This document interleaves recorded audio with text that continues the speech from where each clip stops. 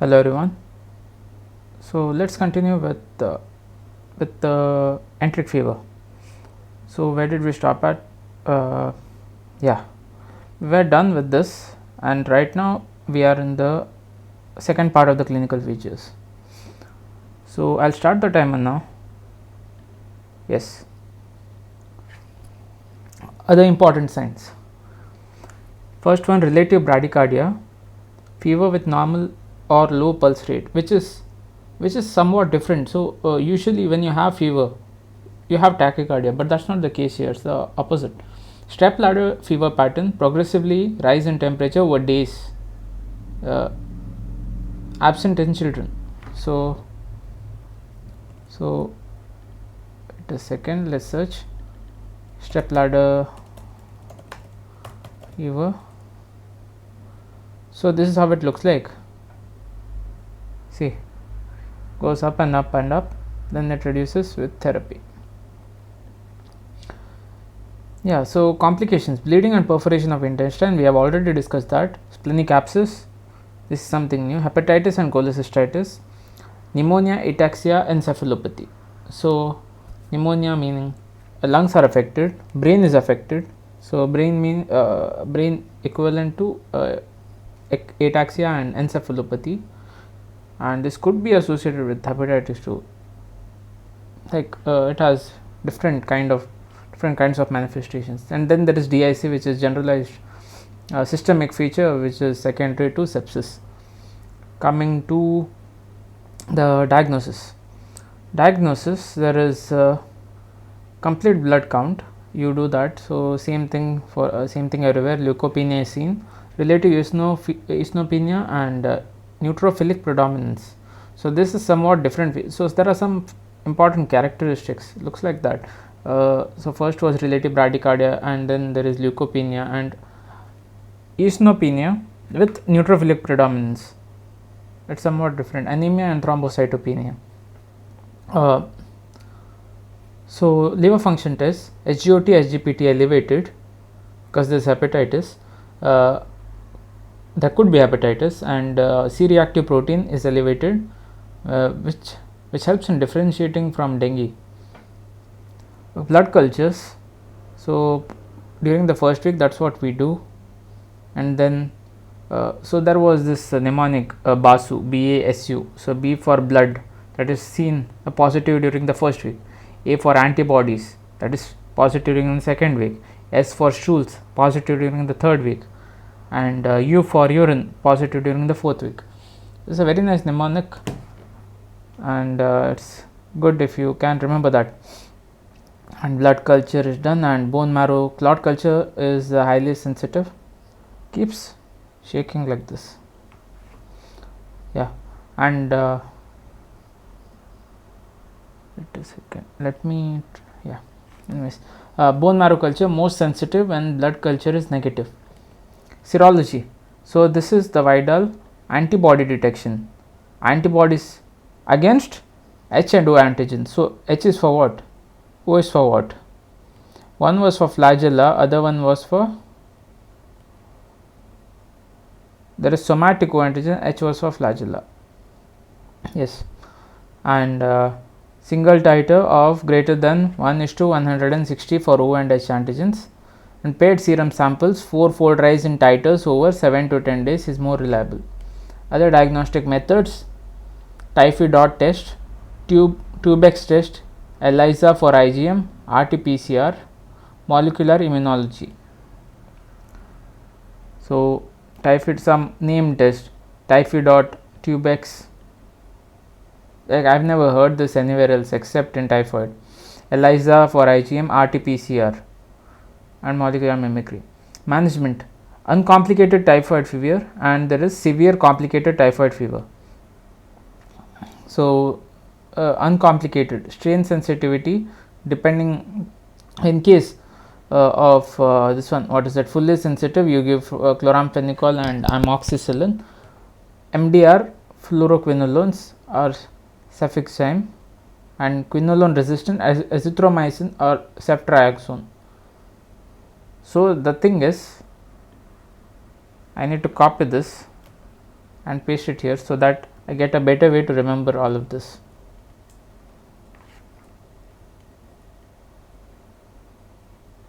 What is this?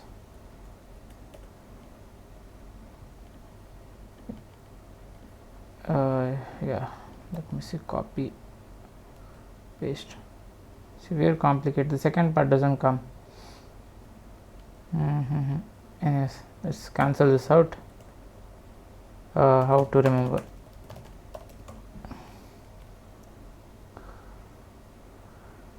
Based on resistance. Oh, no, I don't want such things. Wait. So C for fully sensitive, chloramphenicol. A for advanced drugs, which is fluoroquinolone, cefixime. F for fluoroquinolone resistant, we give azithromycin, that is FA, fast acting azithromycin, fast acting. Fluoroquinolone resistant, QAC, severe complicated quinolone resistant, we give azithromycin, ceftriaxone. Quinolone resistant is azithromycin, ceftriaxone. So going back, so fully sensitive, chloramphenicol, amoxicillin. Multi-drug resistant, fluoroquinolones or cefixime. Quinolone, fluoroquinolone resistant, azithromycin or ceftriaxone. Severe and complicated, fully sensitive, ampicillin. So penicillin, a type of penicillin. This one, not penicillin. What do you call it? The cell wall inhibitor. This one. It's a type of penicillin, a variant of that. And ceftriaxone. Multi-drug resistance, fluoroquinolone, same thing, and quinolone resistant, same thing, ceftriaxone and azithromycin. Only the first one needs to be remembered. First one is, it is uncomplicated, then it is amoxicillin or amoxicillin chloramphenicol. In case it is complicated, it is ampicillin or ceftriaxone. MDR. Resistant to amoxicillin, that is which the first line, trimethoprim, sulfamethoxazole, cotrimoxazole. Yeah, cotrimoxazole, cotrimoxazole and clotrimazole. Sometimes it gets confusing how the words are. Chloramphenicol. Alternate drugs, cefixime, azithromycin, IV ceftriaxone. I don't want to remember the doses. It's quite hard. Anyways, let's try 20 milligram per kg per day for 2 weeks. 10 to 20 milligram per kg per day. Next one is 75 to 80 milligrams per kg per day. Duration of antibiotic therapy 10 to 14 days. Continue for 5 to 7 days after fever subsides. Adjuvant therapy, steroids, dexamethasone in severe typhoid. Supportive, that's IV fluids, electrolyte correction and nutrition. What are the preventive measures? At steroids, why steroids? You want to prevent the shock like features. Not shock like features, what's that? It's an highly inflammatory condition where ESR is elevated. That's what differentiates that from dengue, right? So steroids might be helpful. And supportive therapy, supportive care, IV fluids, electrolyte correction, nutrition. Prevention, personal and public health measures, where there is hand hygiene, safe drinking water, sanitation, proper food handling and hygiene. Typhoid vaccination, different vaccines are available. So this one, it's obvious, like general measures to prevent this one, GI illnesses, GI diseases. Then this VI polysaccharide given intramuscular subcutaneous route, non-immunogenic in children less than 2 years, single dose greater than equal to 2 years, repeated every 3 years. Typhoid 21A, TY21A, live attenuated. So first one was V polysaccharide, second one TY21A. Next one, whole cell inactivated vaccine, whole cell inactivated. V polysaccharide, V Ty21A, Ty21A, that is live attenuated, and whole cell inactivated vaccine, that's TA vaccine. So the first one, IM and IM intramuscular / subcutaneous, non-immunogenic in children less than 2 years, single dose greater than equal to 2 years, repeated every 3 years. Ty21A induces local gut immunity, given orally as, so live attenuated given orally as capsules, greater than or equal to 5 years, greater than or equal to 2 years, repeated every 3 years. Here it is, greater than or equal to 5 years. 3 doses on alternate days, not available in India. So here it is. So this is an injection, right?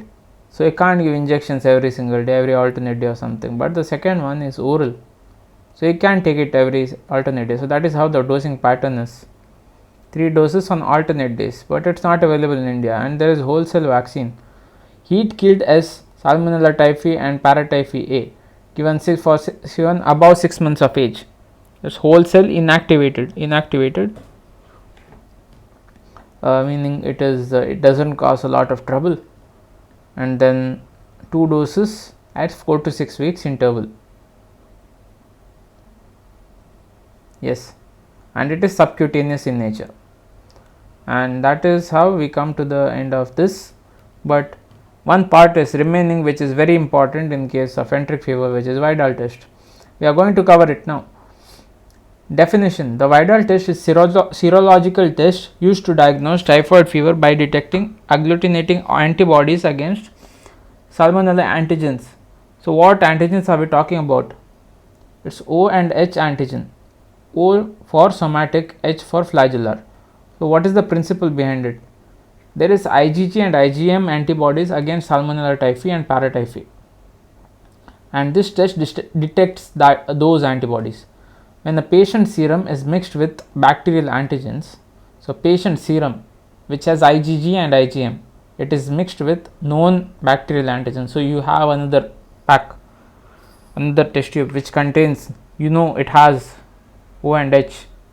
You mix the two, what happens? Agglutination happens, and that is how you come to know that the patient is infected with typhoid. Procedure: patient serum is collected and mixed with known antigens of Salmonella typhi, O and H, and Paratyphi. If antibody is present, agglutination happens, which you can observe. A single titer of at least 1:160 is considered positive for infection. So this number is very important, 1:160. A 4-fold rise in antibody titers between 2 samples 7 to 10 days apart. So this is the number, and 4-fold rise. So at least this, meaning this is the bare minimum that needs to happen to consider it positive. And if you want to know whether it's active or not, between 2 samples which are 7 to 10 days apart, there should be 4-fold rise in temperature, in titers. Interpretation: O antigen appears early in the infection, indicates acute infection. So can you correlate this with hepatitis B? What comes in early? And I can't recall, but we'll learn about it in the future. But this is something which we can think about. Appears late and persists for longer time, indicates past infection or immunity. So one O indicates active infection, H indicates past infection or immunity. Significant rise in titers between 2 samples indicates ongoing infection. Yeah, so this is what we have: 4-fold rise in titers. Paratyphoid infections are diagnosed based on titers against these all 3. Limitations: so it can't be amazing always. There are some limitations to almost everything in life, and this is Vidal test. So what do we have here? False positives may occur in patients with malaria, TB and brucellosis. 3 things: malaria, TB, brucellosis. A single test cannot differentiate between past and current infection, because what do we have? We have both the antigens. and only the fourfold rise can show that you have an active infection. If you don't have the fourfold rise, you can't tell whether it's active or not. Baseline titers vary depend on region's endemicity, requiring correlation with clinical symptoms. So just like everything, clinical correlation is very important even in this case. Coming to leptospirosis, another important topic, even in medicine. Definition: leptospirosis is an acute infectious disease caused by Leptospira interrogans. It's a spirochete, meaning spirochete, how do I spirochete, it's that like that, yeah, like this. I don't know, I forgot what it's called, screw type or something like that, spiral shaped. Most severe form of the disease is caused by this serovar, meaning this variety of Leptospira interrogans, which is Leptospira icterohemorrhagiae. Etiopathogenesis: leptospirosis is primarily a zoonotic disease with rodents, especially rats, serving as the main reservoir. So rodents meaning rats. The infection transmitted to humans through direct or indirect contact with urine contaminated water or soil. So water is soil contaminated with urine. Other animals like dogs, cats, livestock also serve as reservoirs. The bacterium enters the human body through various means. One is abraded skin. So you have a wound, from there it can enter. Mucous membranes like eyes, nose, mouth. Inhalation of contaminated aerosols. So this is an opening, it can enter through this. So mucous membranes too, and aberrations. Once inside the body, Leptospira spreads hematogenously and damages endothelial lining of small blood vessels. This leads to vasculitis, resulting in ischemic injury to the liver, kidney, meninges and muscles. So key point is vasculitis. So endothelial, it spreads hematogenously, like first you have local infection, from local it goes in through the blood, and blood is in blood vessels, and blood vessels, inflammation of blood vessels happen, and the end organs, which are liver, kidneys, meninges and muscles, are in trouble. Leptospira present in two forms, one is anecteric, one is ecteric. So just like that, first one anecteric, if you don't have the jaundice with leptospirosis, it is common and less severe, but if you have jaundice, it is very severe, but it is rare. It's called as Wheel syndrome. So we will go in Wheel syndrome in detail. So anecteric leptospirosis, it's a biphasic illness. So first we learnt about the two forms, and under the first form we have two phases. So two forms, under the first form two phases. First is the septicemic phase, which lasts for 4 to 7 days. There is fever, chills, myalgia, headache, nausea, vomiting, abdominal pain. Looks similar to this one, right? What is that? Dengue. Yeah. Conjunctival suffusion, photophobia, carditis, meningism, erythematous maculopapular rash on skin and mucosa, followed by apparent recovery. So this one, like this one, what is it? Dengue, like fever? Not completely. What's missing in dengue? I think chills. Do you have chills in dengue? Wait, let's see, it's here only. Dengue, yeah, dengue. So dengue chills, yeah, chills are not there in dengue. It may be there, yeah, it's not mentioned here. But if I have not mentioned it, probably you don't include it. For example, you know, in this one there is, what is that, in malaria. In malaria you can't comment on whether there's myalgia, but myalgia is there in dengue. But it's fine, we are talking about leptospirosis. Conjunctival suffusion, photophobia, carditis. So eyes, heart, brain, skin and mucosa. Apparent recovery. And the second phase. So second phase of the first form, fever reappears, Aseptic meningitis is a hallmark feature. Hepatitis, hepatomegaly, renal involvement, because of which there is mild proteinuria. Coming to itric leptospirosis, which consists of various multi-organ involvement. So, first one is liver dysfunction, where there is jaundice, hepatomegaly, right upper quadrant tenderness. So, liver dysfunction, like general features like normal hepatitis case, and there is kidney dysfunction. So, initial this one second form, second phase also there was mild of this, but here this is severe form, multi-organ involvement, uremia, oliguria, anuria, kidney failure. So, all the crazy hot terms you mention it here. Vascular dysfunction, hemorrhagic manifestation, cardiovascular collapse. A death may occur due to renal failure, hepatic failure, cardiopulmonary failure, hemorrhage. Renal, hepatic, cardiopulmonary, hemorrhage. Lab diagnosis, dark field microscopy, leptospira in blood, CSF in first 10 days, blood and CSF, in urine after second week. So, first it is present in blood and CSF, then urine after second week. So, yeah, second immune phase, it is called an immune phase. Didn't pay much attention to those subheadings. So, first was septicemic phase, which lasts for 4 to 7 days. Then there is second immune phase, which can last for immune phase of leptospirosis.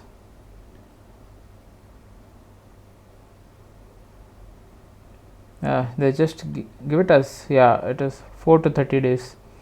So, the second phase of that. So, 4 to 30 days meaning after second week.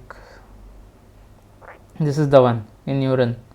That is what we have seen. Why here there is renal involvement. No, you can't say that. Meaning it might be because of some other mechanism, but in urine it is present after second week. Serological tests, MSAT, macroscopic slide agglutination. Macroscopic slide agglutination, genus specific, kid leptospira used as antigen. Some tests we need to remember: IgM, ELISA and dipstick test detects specific IgM antibodies, does not differentiate pathogenic from saprophytic. So, there is a saprophytic form too. Let us see what that is. Saprophytic leptospira, free-living organism found in, unlike pathogens, do not infect human hosts, and it looks different too. The earlier one was just look no, they are same. Anyways, but this one cannot differentiate between that and that. Microscopic, macroscopic, now this is microscopic, MAT, MSAT, slide agglutination, gold standard, 0 hour specific, high specificity, positive 10 to 12 days after symptom onset. Diagnostic titer is 1:80 or fold rise in 2 weeks. Then coming to PCR, this is somewhat similar to the earlier disease that we learnt about. Which one was it? Enteric fever.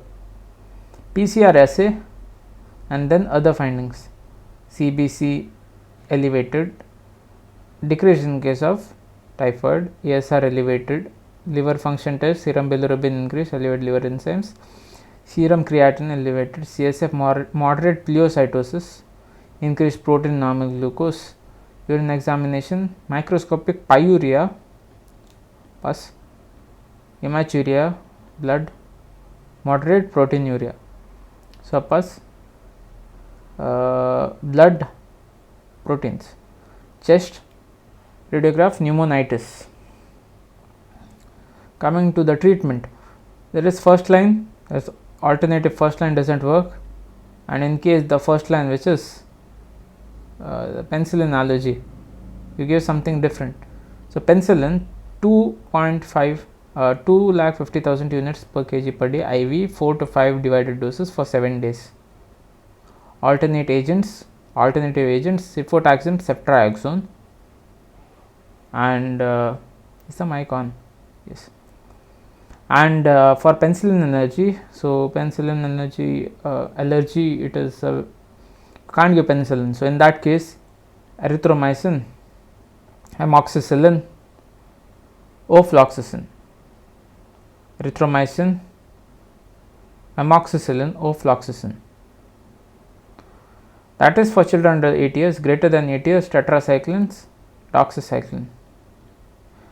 Maybe because of something related to the skeletal this thing affects the skeletal right? Probably it's that, or maybe something else. Outcome self-limited. In most anecdotal cases, relapse can occur. Prevention: avoid contact with contaminated water and soil, rodent control measures, proper sanitation and hygiene. So we have come to the end of the third question. Next, coming to NTEP. NTEP, so actually it is mentioned as RNTCP, but the next set of this thing might come up as NTEP, because RNTCP has been changed to NTP. It's India's revised strategy to eliminate and control TB, replacing previously RNTCP, which is Revised National Tuberculosis Control Program, and the goal is to eliminate TB by this year, which is 2025, and we are in March. 5 years ahead of its Global Sustainable Development Goals target, which is 2030. They are planning to eradicate, eliminate it by 2030, SDGs. Objectives: universal drug susceptibility testing, DST.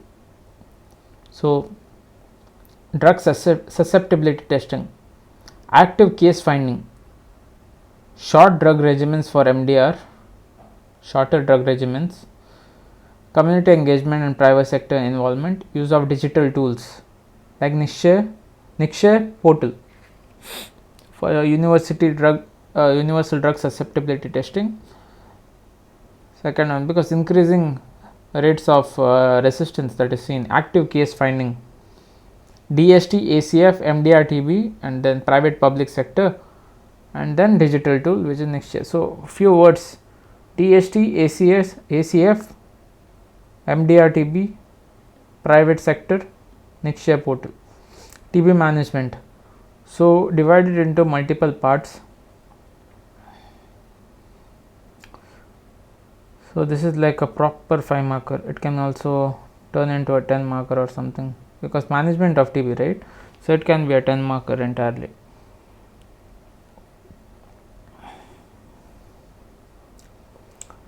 So diagnosis, first step, microbiological confirmation. So there is a one nice table in most of the books, wherein you have the diagnosis, and from diagnosis how do you branch out into this one.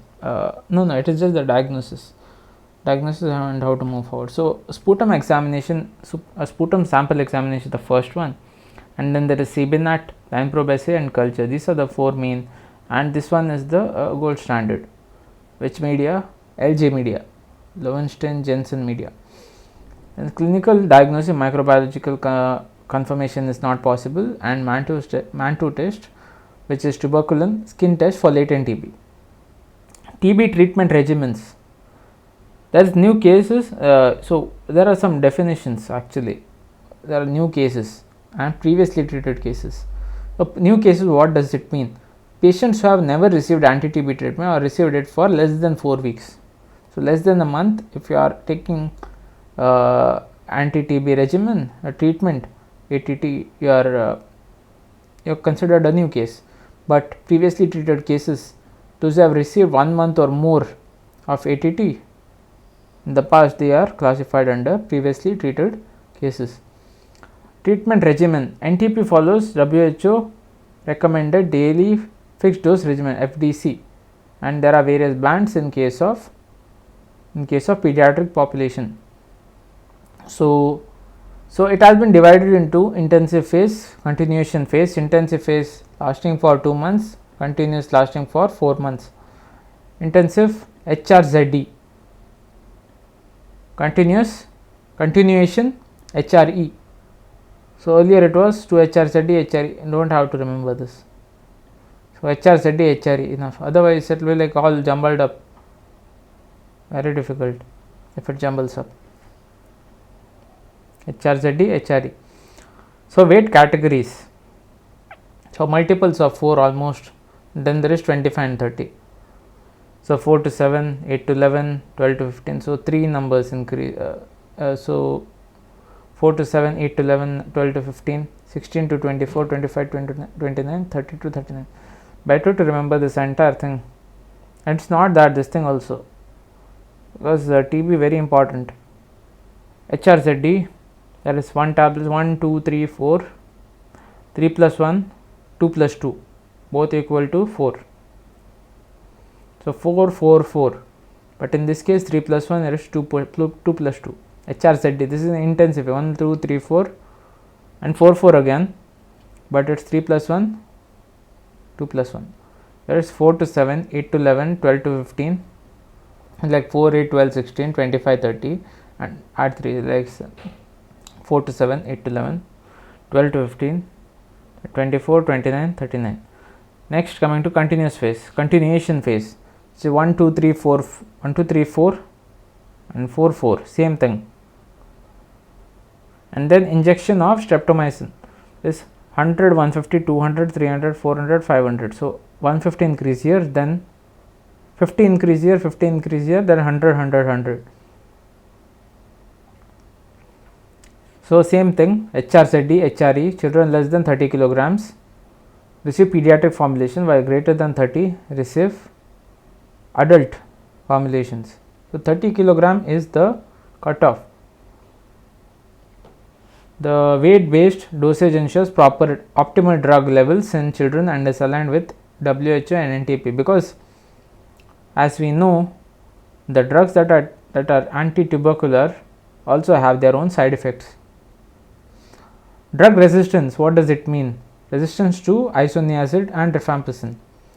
XDR is extensively drug resistant TB, meaning it is resistant to existing isoniazid rifampicin, also resistant to fluoroquinolone and second line injectables. Treatment includes newer drugs like bedaquiline, delamanid.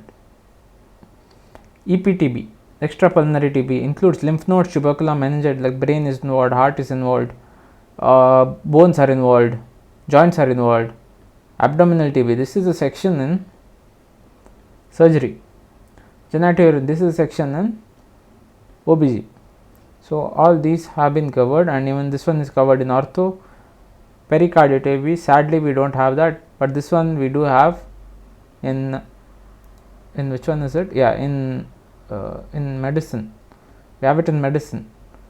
Do you have it in this one? We will check it out later, but right now we are studying just TB. So pediatric TB, diagnosed difficult due to poor sputum production. Gastric aspirate induced sputum or ball is used. Mantoux test and chest X-ray can be done. Empiric therapy based on clinical assessment. Let's do the NTEP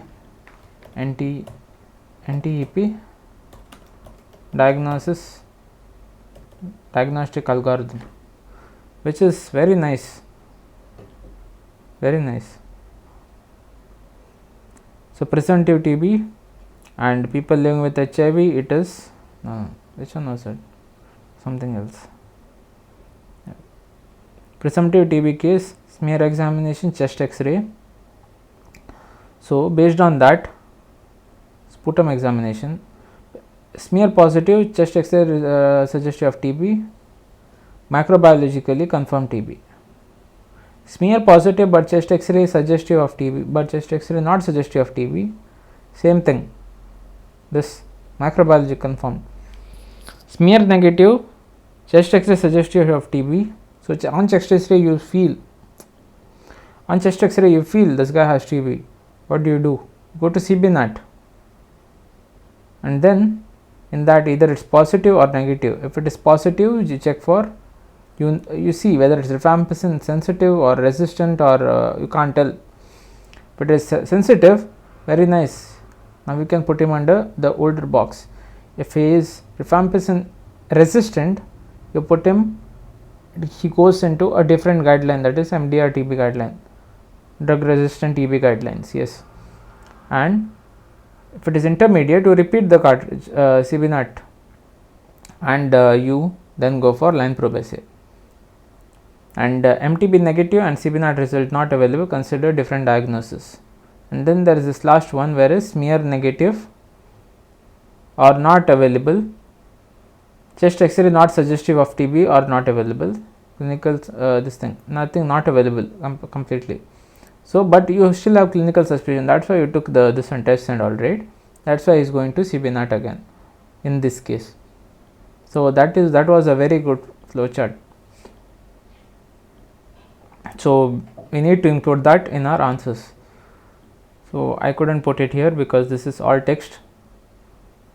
Eventually, hopefully, if everything turns out well, you could find pictures in here, beautiful pictures, hopefully hand drawn. Otherwise we'll see what we can do. Follow up and monitoring, monthly follow up to assess symptom resolution, weight gain, side effects. So weight loss is one of the features, and side effects of ATT. So symptoms, so the symptoms of TB, which is nighttime rise in temperature and all that. So that is not mentioned over here, but you could actually go to medicine and learn about it, but in this specific case it was not a very repeated topic. But let's see, let me check again. Pediatrics,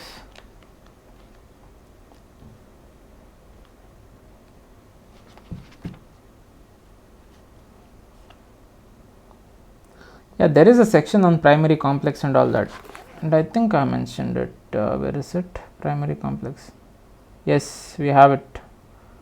That is another section on TB. Here we have this, all this. I thought how I didn't include this, such an important topic, but it is here luckily, and we are going to learn about it again. End of treatment criteria. So cured, sputum, smear and culture negative at the end of the treatment is the goal. Treatment completed wherein clinical radiological resolution without microbiology. So clinical and radiology is like good, but microbiology are not sure. Failure is persistent microbiological activity, positivity after 12 weeks. Yes, some terms like just like you had, right, new case, past case and all that. So similar to that, we have different terms for end of treatment criteria. Cured, what does cured mean? What does treatment cured mean? What does failure mean? What does relapse mean? So failure is after 12 weeks, that is 3 months. 12 weeks is 3 months, yeah, it is 3 months. Relapse, recurrent TB in previously treated patient. Indications of steroid therapy in childhood tuberculosis. This is a separate section which was asked, I think, in one of the long answers. Steroids are used as an adjunct therapy in specific forms of TB to reduce inflammation, prevent complication and improve survival. Indications, we have different indications: CNS TB, endobronchial TB, miliary TB, pericardial TB, severe pleural effusion, abdominal TB and lymphadenitis. So prevents, so worsening of all of these. So just you can just imagine what worsened form of each of these equals to, and steroids help in reducing the risk of going there. First one is CNS TB prevents increase in ICP and neurological damage, dexamethasone and prednisolone for 6 weeks with gradual tapering. Endobronchial TB reduces airway obstruction due to bronchial inflammation, helps improve lung function and reduce scarring. So airway obstruction. So next one, miliary TB, excessive immune mediated damage, reduces. So miliary TB, let's disseminated TB, let's check it out on the Google images. Let's see what we get. Yeah, look at this. This thing, the lungs look really bad with miliary TB, but it's actually a disseminated one. Prevents immune related mediated this thing. And next one, pericardial, prevent constrictive pericarditis, reduces effusion and inflammation. Prednisolone 4 to 6 weeks is recommended. Severe pleural effusion reduces fluid accumulation and inflammation, improves symptoms of lung recovery. Abdominal TB reduces inflammation and bowel obstruction, and severe tubercular lymphadenitis prevents fibrosis and scarring in large lymph nodes. And we have come to the end of the discussion on management.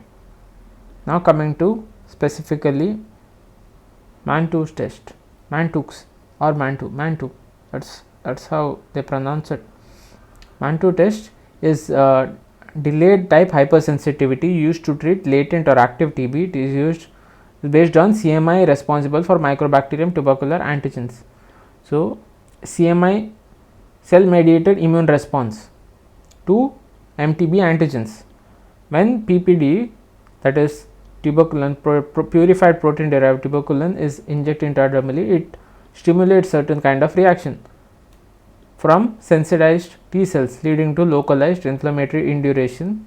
This is the end result, localized inflammatory induration at the site of injection if the individual has prior exposure to TB. So, you already have TB, and then when you give in tuberculin, there is localized inflammatory induration. So, what we do is we copy this and we paste it here, and we look for the induration. So, here we can see the induration, and there are certain numbers we need to remember. Again, procedure. First we look at the procedure. Preparation of PPD, purified protein derivative. Standard dose 5 tuberculin units in 0.1 ml solution. Use 1 ml syringe, 26 to 27 gauge. These are too many numbers. Injection site, injected intradermally at the on the volar aspect of the forearm, volar aspect. We have seen the image.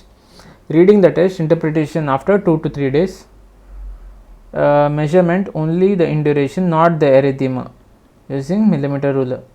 So, certain numbers very important, 5, 10, 15, yeah, these 3. So, less than 5 equals negative, more than equal to 5 positive in high risk groups, which is HIV, immunosuppressed, close TB contacts. Greater than 10 is positive in moderate risk groups, children under 4, malnutrition, chronic disease exposure, recent TB exposure, and greater than 15 low risk groups, which is healthy children without TB risk. So, with this it is clear. So, positive negative is less than 5 and positive means rest of those, and based on the risk groups we have different measurements. Causes of false negative. So, what does it mean? You have it, you have the disease, but the test shows negative. Why is that? Host related factors, immunosuppression, severe malnutrition, very young age due to immature immune response. So, very young age.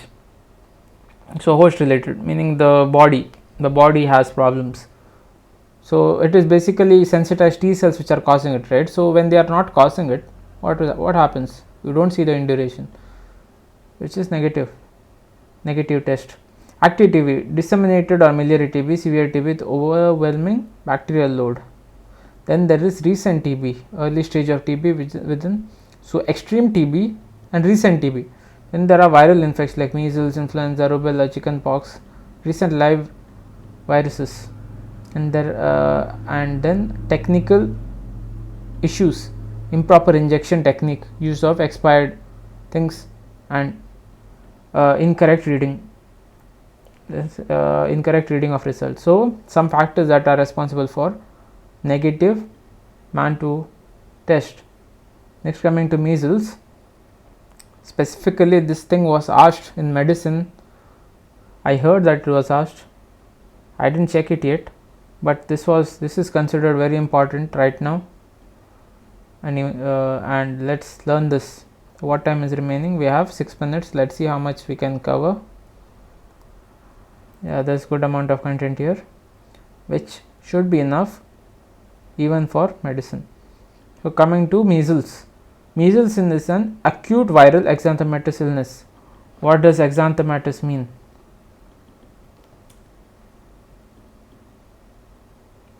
Widespread rash that can be caused by a number of reasons. So, exanthematous means rash, lots of rash. caused by measles virus. It's a single stranded RNA belonging to genus morbillivirus under Paramyxoviridae. Paramyxoviridae giving rise to morbillivirus. It is highly contagious, primarily affects children. What is the transmission pattern? Respiratory droplets,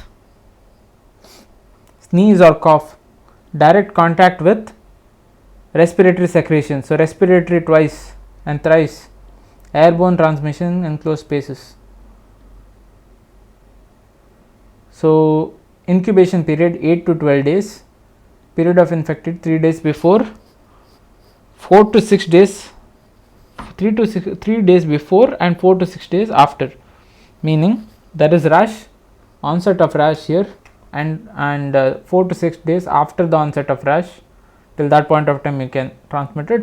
3 days before the onset of rash, so little bit here and little bit here, this period of time you can infect. So, what is the key landmark? Point in time, the onset of rash. So, 4 to 6 days after the onset of rash, 3 days before the onset of rash. Secondary attack rate 90%, greater than 90% in susceptible individuals. So, what does secondary attack rate mean? Means, I think it is once you will have the illness, how will you affect others? The first spread of disease under secondary attack rate, probability of infection among close contacts. Close contacts. Once you have it, how will you send it? Meaning, will send the can you transmit the infection? Clinical features divided into 2 sections: prodromal phase, which is catarrhal phase; next one rash phase, which is exanthematous phase.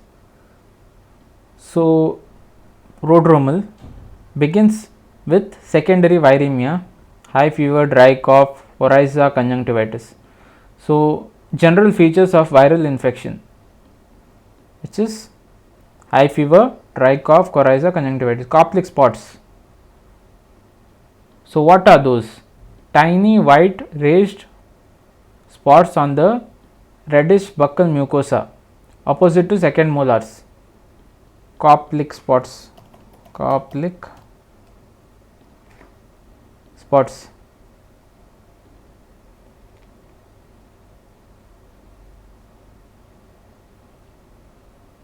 Reddish, these opposite to second molars, somewhere here, these are the ones, Koplik spots. So, that comes in the catarrhal phase, appears 2 days after the onset of fever. So, here the key landmark is the onset of fever, because rash has still not appeared, because it is the first 2 to 4 days, and tiny white raised spots on the reddish buccal mucosa, tiny white raised spots. So, that was not the one. Here this one is much easier. You can see tiny white raised spots on the buccal mucosa. Then precedes rash by 1 to 2 days. So, this 1 to 2 days you get this. Second day point you get rash phase, morbilliform rash, phase 4 days after the onset of fever. And then rash characteristics, starts beginning behind the ears, spreads to the face, trunk, extremities, palms and soles. There are some other diseases where it is not the case, where you have palms first and all of that, face first, trunk first, but in this particular case it is behind the ears, face, trunk, extremities, palms and soles. Confluent rash that later desquamates, which means it goes off, the skin is gone, meaning the thing is gone. Fades in 7 days, leaving brownish desquamation. Fever peaks with rash and lasts for 2 to 3 days. What are the complications of this particular illness? Respiratory, neurological, GI and other complications. Respiratory specific, there is otitis media. So, middle ear is infected. Laryngotracheal bronchitis caused by para influenza. Yeah, I think it is para influenza. Yeah. Then pneumonia, interstitial pneumonia, bronchiectasis, flaring or latent TB. So almost all the diseases, bronchiectasis, flaring or latent TB. Yeah. Coming to neurological, aseptic meningitis is viral meningitis, encephalitis, this is meninges that is inflamed, meninges that is inflamed, here that is brain parenchyma is inflamed, Guillain-Barré syndrome, ascending paralysis, hemiplegia, half the body is gone, meaning half limbs on either sides, on one of the sides, meaning this right upper limb, lower limb, retrobulbar neuritis, retrobulbar neuritis.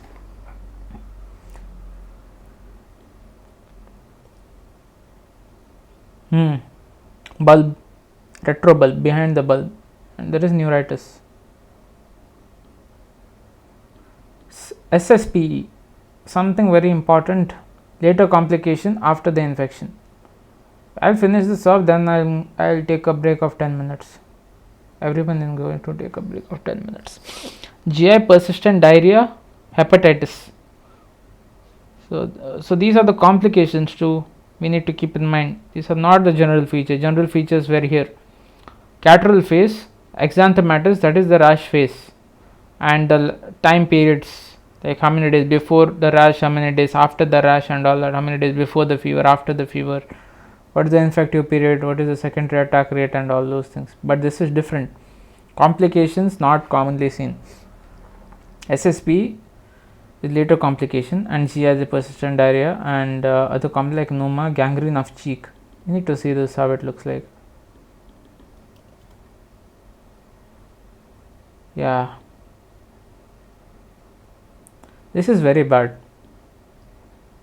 Secondary gangrene, purpura and purpura, secondary gangrene leading to DICR, purpura, hemorrhagic measles, purpuric rash leading from nose, mouth, and GIT.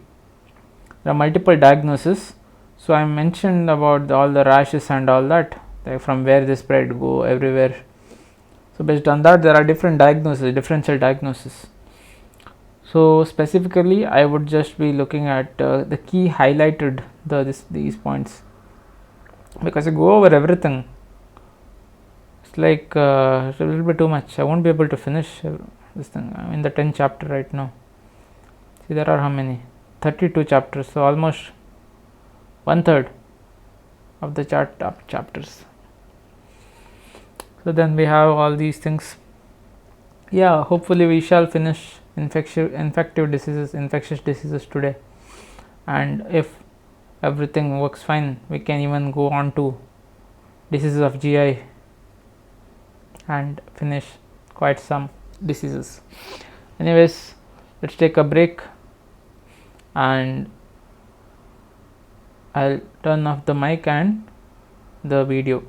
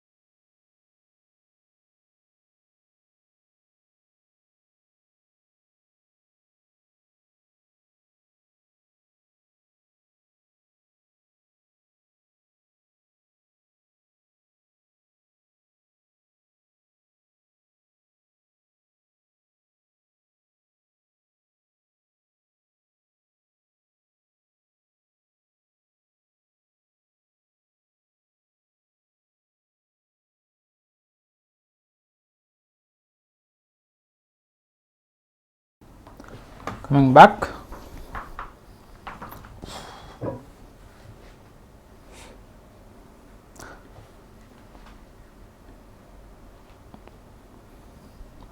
so where did we reach? Yeah, differential diagnosis.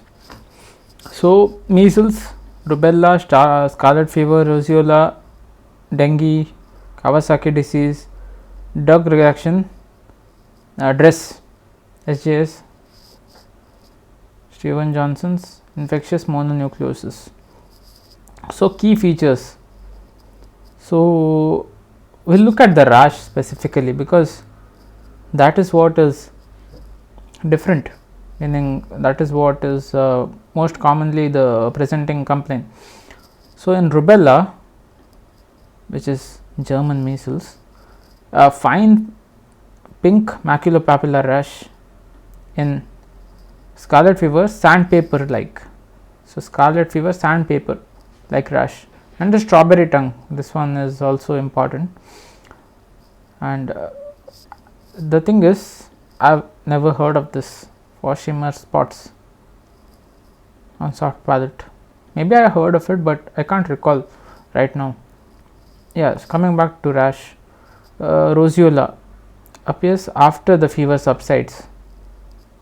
So fever subsides, after that you have the rash. Dengue petechial rash, Kawasaki non-blanching rash, and drug reaction polymorphic maculopapular rash in case of infectious mononucleosis. Even in Kawasaki's disease we have strawberry tongue, coronary aneurysm too. Investigations. So laboratory findings: CBC, lymphopenia, leukocytopenia. So lymphocytes reduced in number and leukocytes overall reduced in number. Smear of nasal mucosa, multinucleate giant cells. The keyword Warden-Finkel-Day bodies cells. Sorry. Let's see how those look like.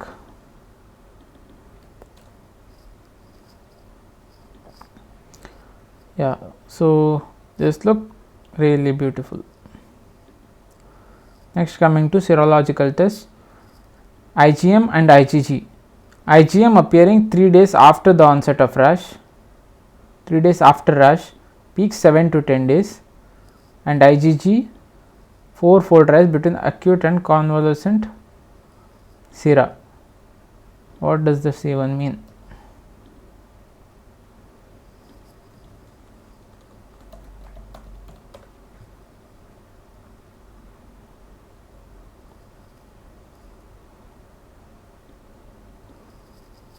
Acute stage, it is collected during the illness first few days, and convalescent later 2 to 4 weeks later, and IgG level should increase significantly. So 4-fold rise meaning 1:80 turns into 1:320, confirms measles infection. IgM is used for early detection, but IgG is used to detect past infection or immunity. PCR for measles RNA, highly sensitive and specific, detects viral RNA in various tissues: blood, throat, urine, CSF. Other diagnostic tests, there is CSF analysis, isolation of measles, and radiological investigations. CSF analysis, increased lymphocytosis, proteins, normal glucose, isolation of measles virus, tissue culture in human embryonic cells, and radiological investigations. Chest X-ray may show pneumonitis, MRI of the brain may when suspected SSPE.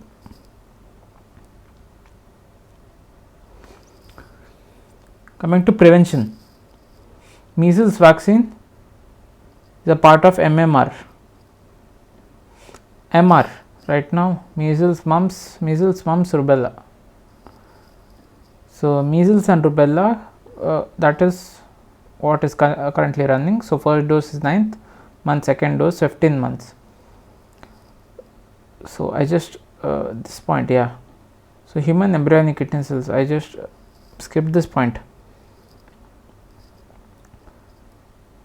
Yeah, so coming third booster 4 to 6 years. live attenuated vaccine 95% efficacy, contraindicated in severe immunosuppression. Post exposure prophylaxis for individuals exposed to measles.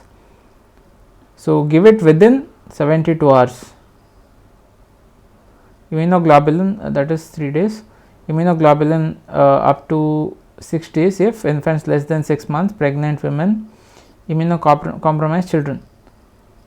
And supportive measures, vitamin A supplementation, children less than 2 years and greater than 2 years.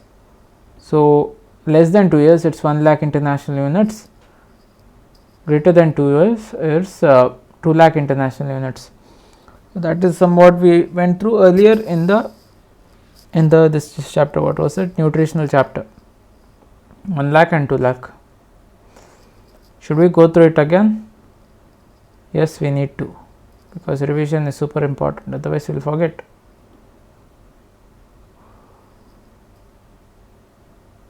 So, 1 lakh, 2 lakh and supplementation is, it is not given, 1 lakh and 2 lakh. So, it is different treatment for vitamin A deficiency, but supplementation in case of measles is different. So, in case of measles it is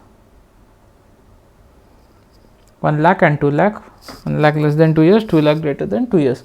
Good hygiene and isolation for at least 4 days after the onset of rash, antipyretics for fever, hydration and adequate nutrition. It is like basic measures what you get, what you do in when you get certain infectious disease. Coming to the next one, dengue fever. So, almost half the infectious diseases is done. Dengue fever, this is the next topic. Acute viral illness caused by dengue virus, which is single stranded RNA similar to the previous one, belonging to Flaviviridae, transmitted by Aedes mosquitoes, characterized by high fever, myalgia, rash, thrombocytopenia, hemorrhagic manifestations.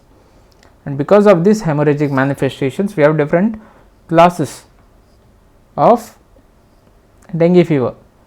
It can range from mild illness to severe dengue hemorrhagic fever and dengue shock syndrome. That is what the different classes are.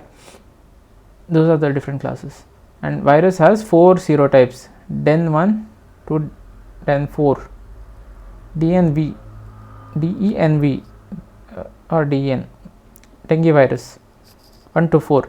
Infection with one serotype does not confer immunity to others. Secondary infections are more severe due to antibody dependent enhancement.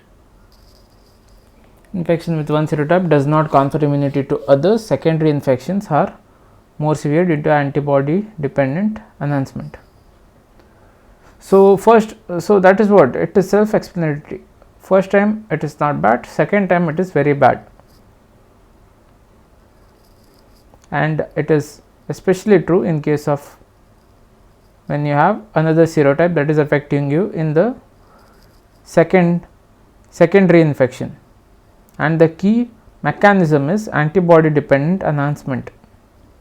So, they do not prevent the particular condition, they exacerbate it. Classification of dengue fever. So, WHO has classified dengue into 1, 2, 3 and 4 categories. First category is undifferentiated fever, viral syndrome, which is like normal viral illness. It's fever with myalgia, sore throat and malaise. Dengue fever without warning signs, and there is dengue fever with warning signs. I think there should be another one. No, this is the only one. In medicine we have proper classification, but it is fine. In this particular case we can learn this. So, this is a WHO classification, it is fine. So, fever with 2 or more of these particular conditions, so without warning signs. So, there is undifferentiated fever and then proper dengue fever. So, this has nausea, vomiting, 2 or more and rash, and then you could have aches and pains, leukopenia, positive tourniquet test. So, tie a tourniquet and then you get petechiae. Dengue fever with warning signs, features of plasma leakage and impending complications. Plasma leakage and impending complications. So, abdominal pain, tenderness, vomiting again, clinical fluid accumulation, which is ascites and fluid and pleural effusion, mucosal bleeding, lethargy, restlessness, hepatomegaly 2 centimeters, greater than 2 centimeters, which is below the normal liver margin, and increase in hematocrit with rapidly fall in platelet count. Then why there is increase in hematocrit? Because the volume, there is hypovolemia. Where does the volume go?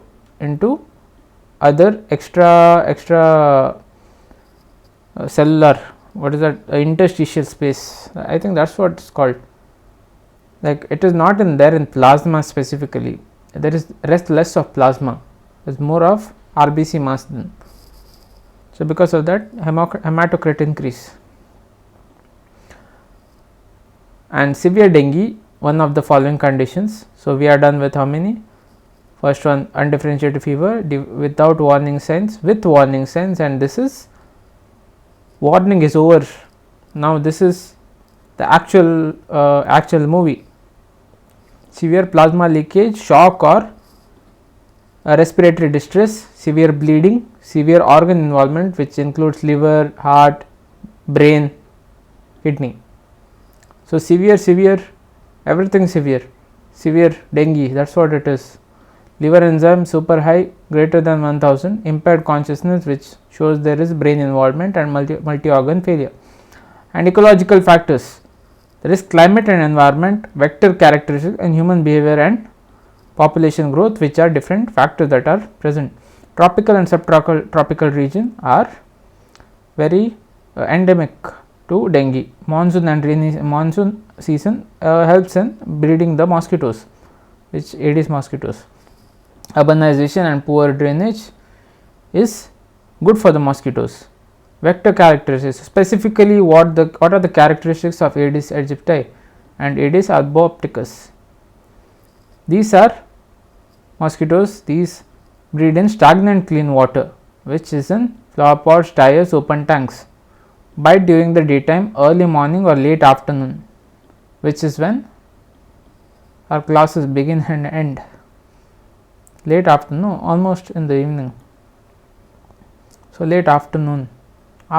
So, noon is in the 12 p.m. So, late afternoon means later in the evening. Have a lifespan of 2 to 4 weeks and remain infective for life.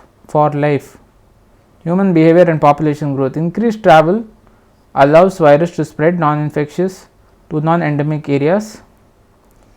So, densely populated areas facilitate rapid transmission. What mode of transmission? Bite of infected female Aedes mosquitoes, and humans serve as amplifying hosts, and there is vertical transmission too from mother to the fetus. So, these are the different transmissions. One is bite of female Aedes mosquitoes, and wherein the humans act as the amplifying host. Vertical transmission from mother to the fetus. These are 3 things. Then coming to the clinical features. So, we have the incubation period where it is just there 4 to 10 days. Then there is febrile phase, and then there is critical phase, then there is recovery phase. 4 phases, 4 periods, similar to the 4 classes dengue. In febrile phase, what do we see? Acute onset high grade fever, that is biphasic, facial flushing and erythema, red face, erythema, severe break bone fever, severe myalgia, retroorbital pain, headache, arthralgia, malaise, joint pain, muscle pain, maculopapular rash, which blanch with pressure. Mild hemorrhagic signs, which is petechiae, epistaxis, gum bleeding. So, this is febrile phase. So, this is mild. So, there is rash and there is lots of pain, retroorbital pain, muscle pain, joint pain, and face is red, and there is mild hemorrhagic tendencies.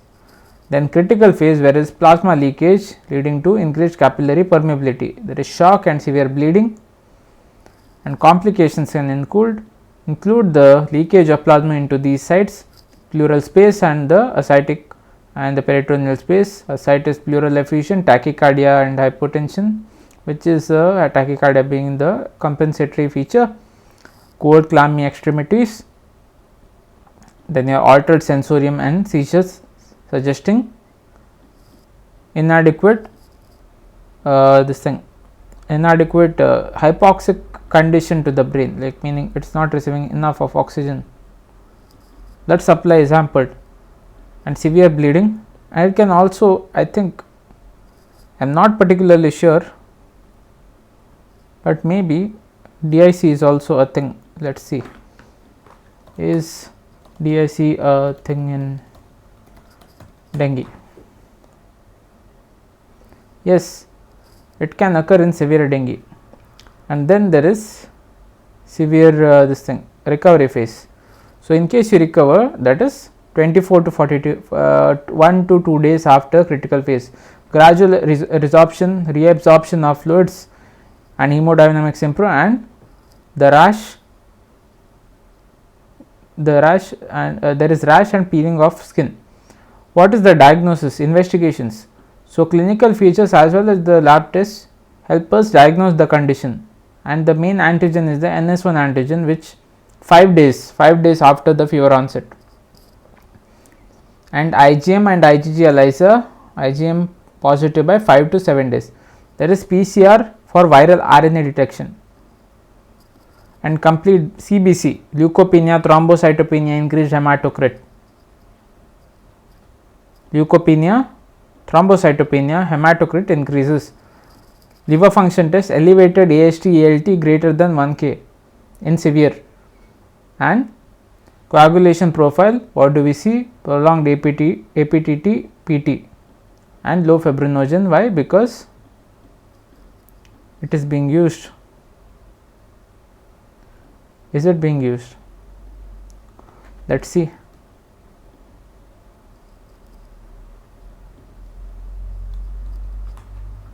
Is it low?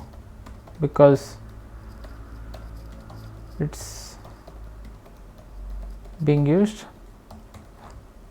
Probably that is the case. Yes. Not this. We are in a wrong section. So, search it here. Here cases dengue.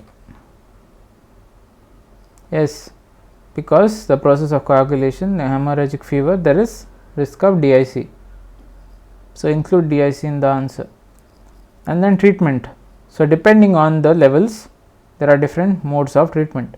So, for mild dengue, which is the just febrile and viral syndrome and the initial dengue, the bone breaking fever and the arthralgia, that phase, we have supportive therapy where oral fluids, paracetamol, NSAIDs, platelet count, all of these is monitored. And why NSAIDs are avoided? Because liver. Then dengue with warnings, hospitalization, intravenous fluid therapy, that is 7 ml per, there are some numbers like this. So, 7 ml per kg per hour, that is over here, and 10 to 20 ml per kg ringer lactate or normal saline, that is over here. Adjust based on clinical response, close monitoring of vials, urine output, bleeding signs. So, that is with warning signs. So, this is the trailer, and then the actual movie. What do you do? 10 to 20 ml kg ringer lactate or normal saline, cold infusion with no improvement, colloid, not cold, colloid infusion. I will drink some water. So, colloid infusion.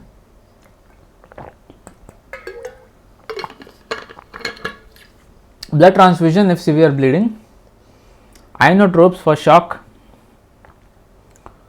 So, this is like extreme shock like state, dengue shock syndrome. You have the name is here. So, that is why aggressive fluid resuscitation is done. So, shock like hypovolemia, you give fluids, increase the volume in hypovolemia. 10 to 20 ml per kg ringal lactate or normal saline colloid infusion if no improvement. Inotropes for shock, FFP, platelet transfusion, severe thrombocytopenia. And there is prevention. What do? Control the mosquitoes, fogging, elimination of mosquito breeding sites, use of insecticide treated bed nets, ITBN, personal protection, long sleeves, mosquito nets, and vaccination. For dengue, it is under development. Let us see what the status is. Dengue vaccine status. Oh, there is dengue vaxia, tetravalent live attenuated recombinant vaccine, 17D genes of yellow fever. 1, 2, 3, 4, everything is covered, only safe in previously infected individuals. Very nice. So, we have come to the end of public awareness and this thing, and dengue is done. Why am I talking like this?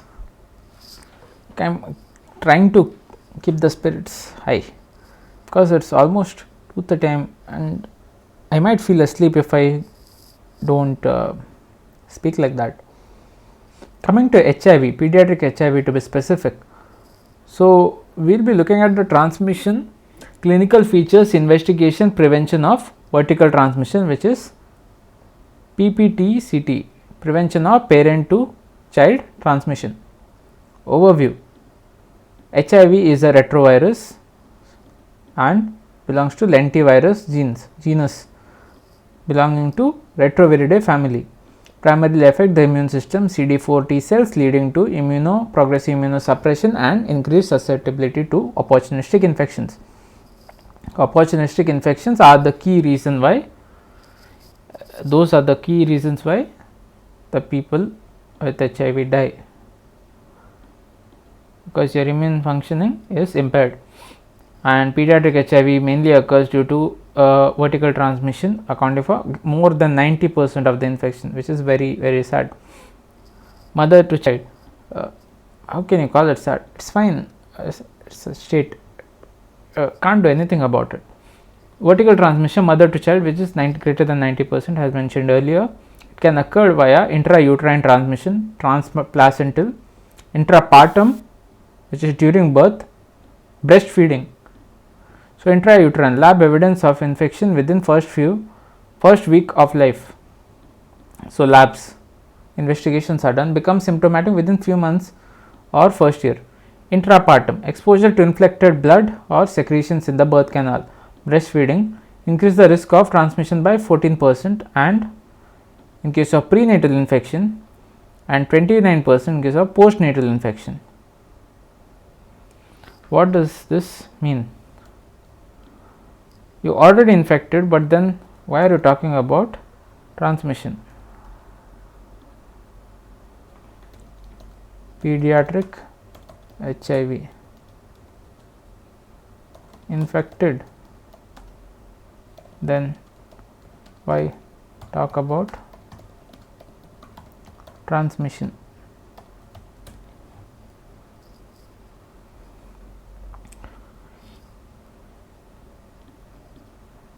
Oh, so you already have the infection, but it is the viral load.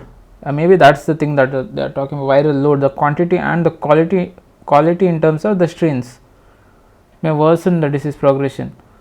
In an uninfected at birth, many babies born to HIV mothers are actually not infected at birth, and postnatal infection can happen through the breastfeeding. That is what the number 29%, it is more than 14%, right? So, here it is not the case, but if it is happening, it is because of breastfeeding. If it is happening, it is because of breastfeeding, very high chance, which is 29% increase.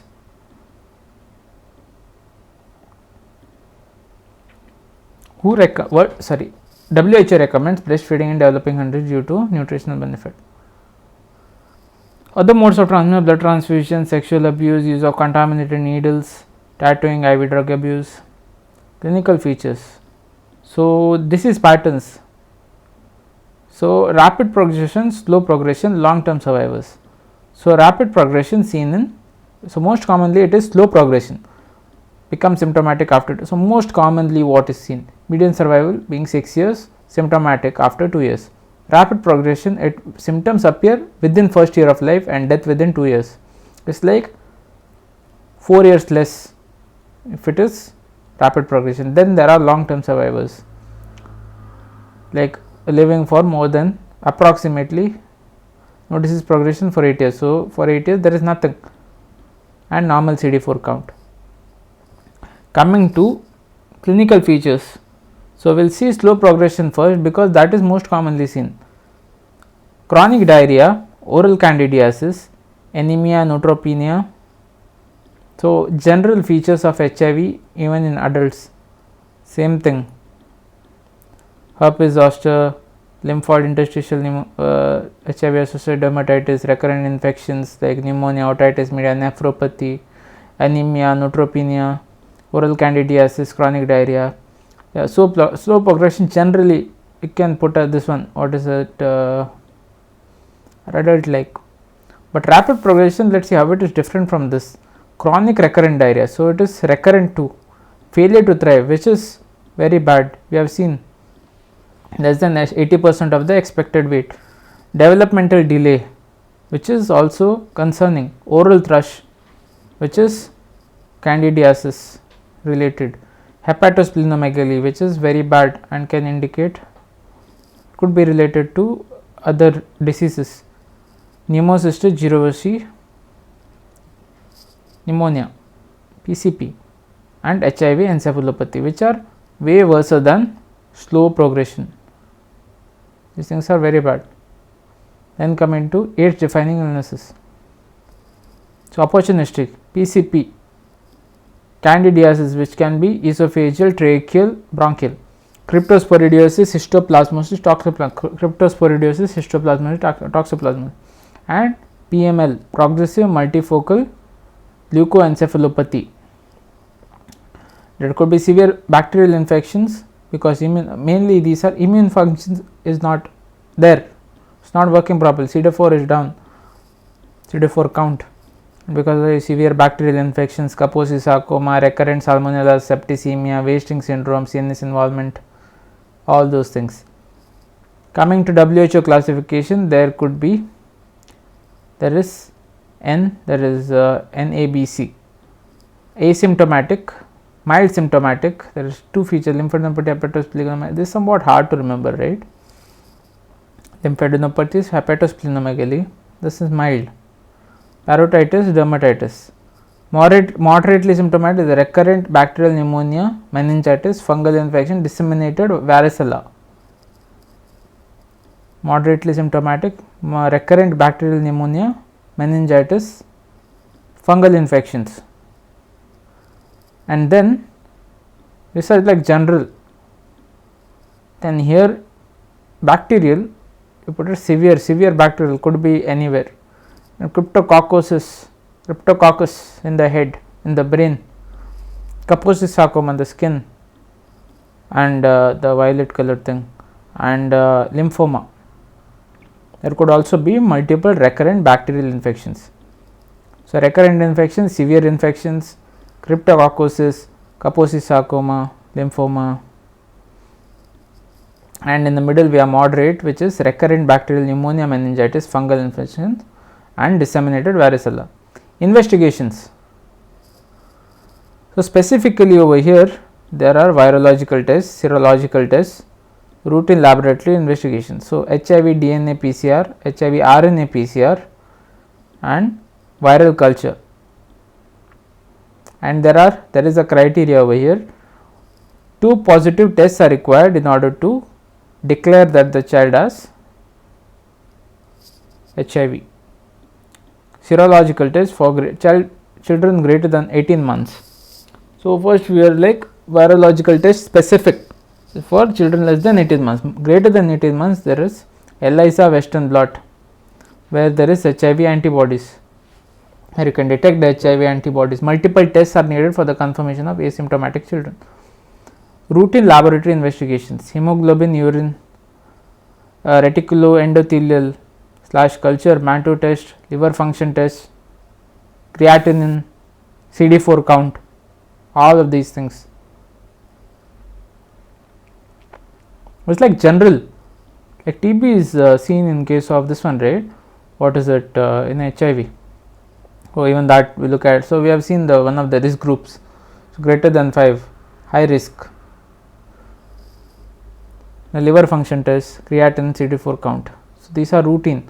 So coming back, less than 18 months that is virological, greater than 18 months that is serological, and routine for everyone. Hemoglobin, urine, RE culture, Mantoux test, LFT, specifically ALT, creatinine, CD4. Coming to PPTCT, transmission of parental to child, leave it, it's vertical transmission. How to prevent vertical transmission? First, we are looking at what increases the risk. So, maternal CD4 count which is less than 70, that means maternal viral load is causing trouble to the CD4 count. That is what is mentioned here, high maternal seroconversion during pregnancy. And then anemia, vitamin A deficiency, which is a trigger factor for immunodeficiency, less of immune action. Cervicovaginal infections which can exacerbate which can reduce the immune strength of that particular space.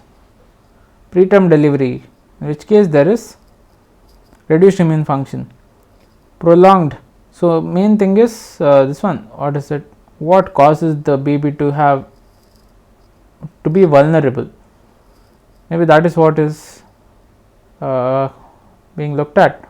Vaginal delivery, higher in C-section, higher risk than C-section. Genital tract rate, low birth weight infants. What are the preventive strategies? We have certain strategies. First is ART, then is ART for infants, safe delivery practices, breastfeeding and HIV, then general preventive measures. So, ART, hopefully the video is not lagging. ART, there is highly active antiretroviral therapy wherein you have tenofovir, lamivudine, efavirenz. I am not looking at the doses, I do not like the doses in HIV, they are very hard to remember. Even here and even that, I mentioned it earlier, the medicine I have mentioned, I added it there and it was such a big headache for me. I am thinking of removing it from the opportunistic infection. There are so many doses. Tenofovir, lamivudine, efavirenz. Then if heart is not associated, not initiated or unavailable, follow WHO guidelines. Zidovudine from 28 weeks of pregnancy. So, zidovudine, that is the key drug.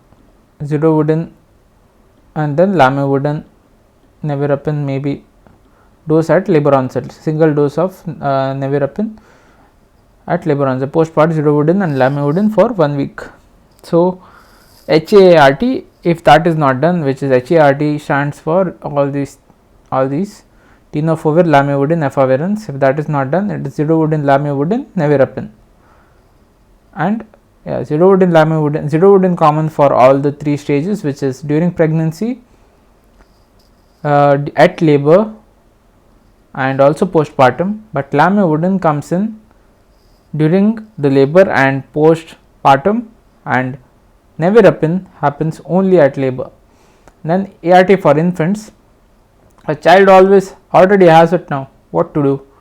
Single dose of nevirapine within 72 hours and zidovudine for 1 week. So, nevirapine plus zidovudine, daily nevirapine syrup 6 to 12 weeks, if risk is high, viral load less than 1k copies per ml, C-section is not effective in this one, is not effective in preventing transmission.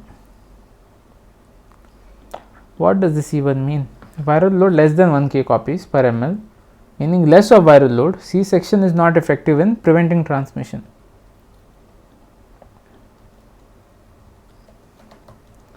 Meaning why that is the case?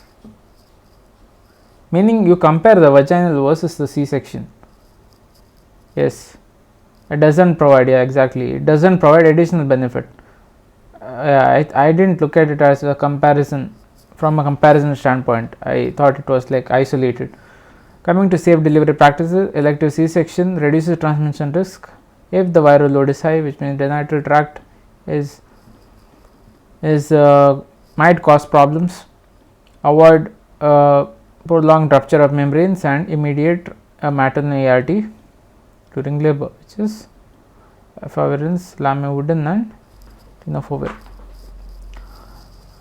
Breastfeeding and HIV. Breastfeeding increases the risk transmission, but still WHO recommends because of its nutritional benefits. There is lipase in breast milk which destroys bacteria, but stored milk is safer. It destroys the virus, and exclusive breastfeeding rather than mixed feeding is preferable if formula is not available.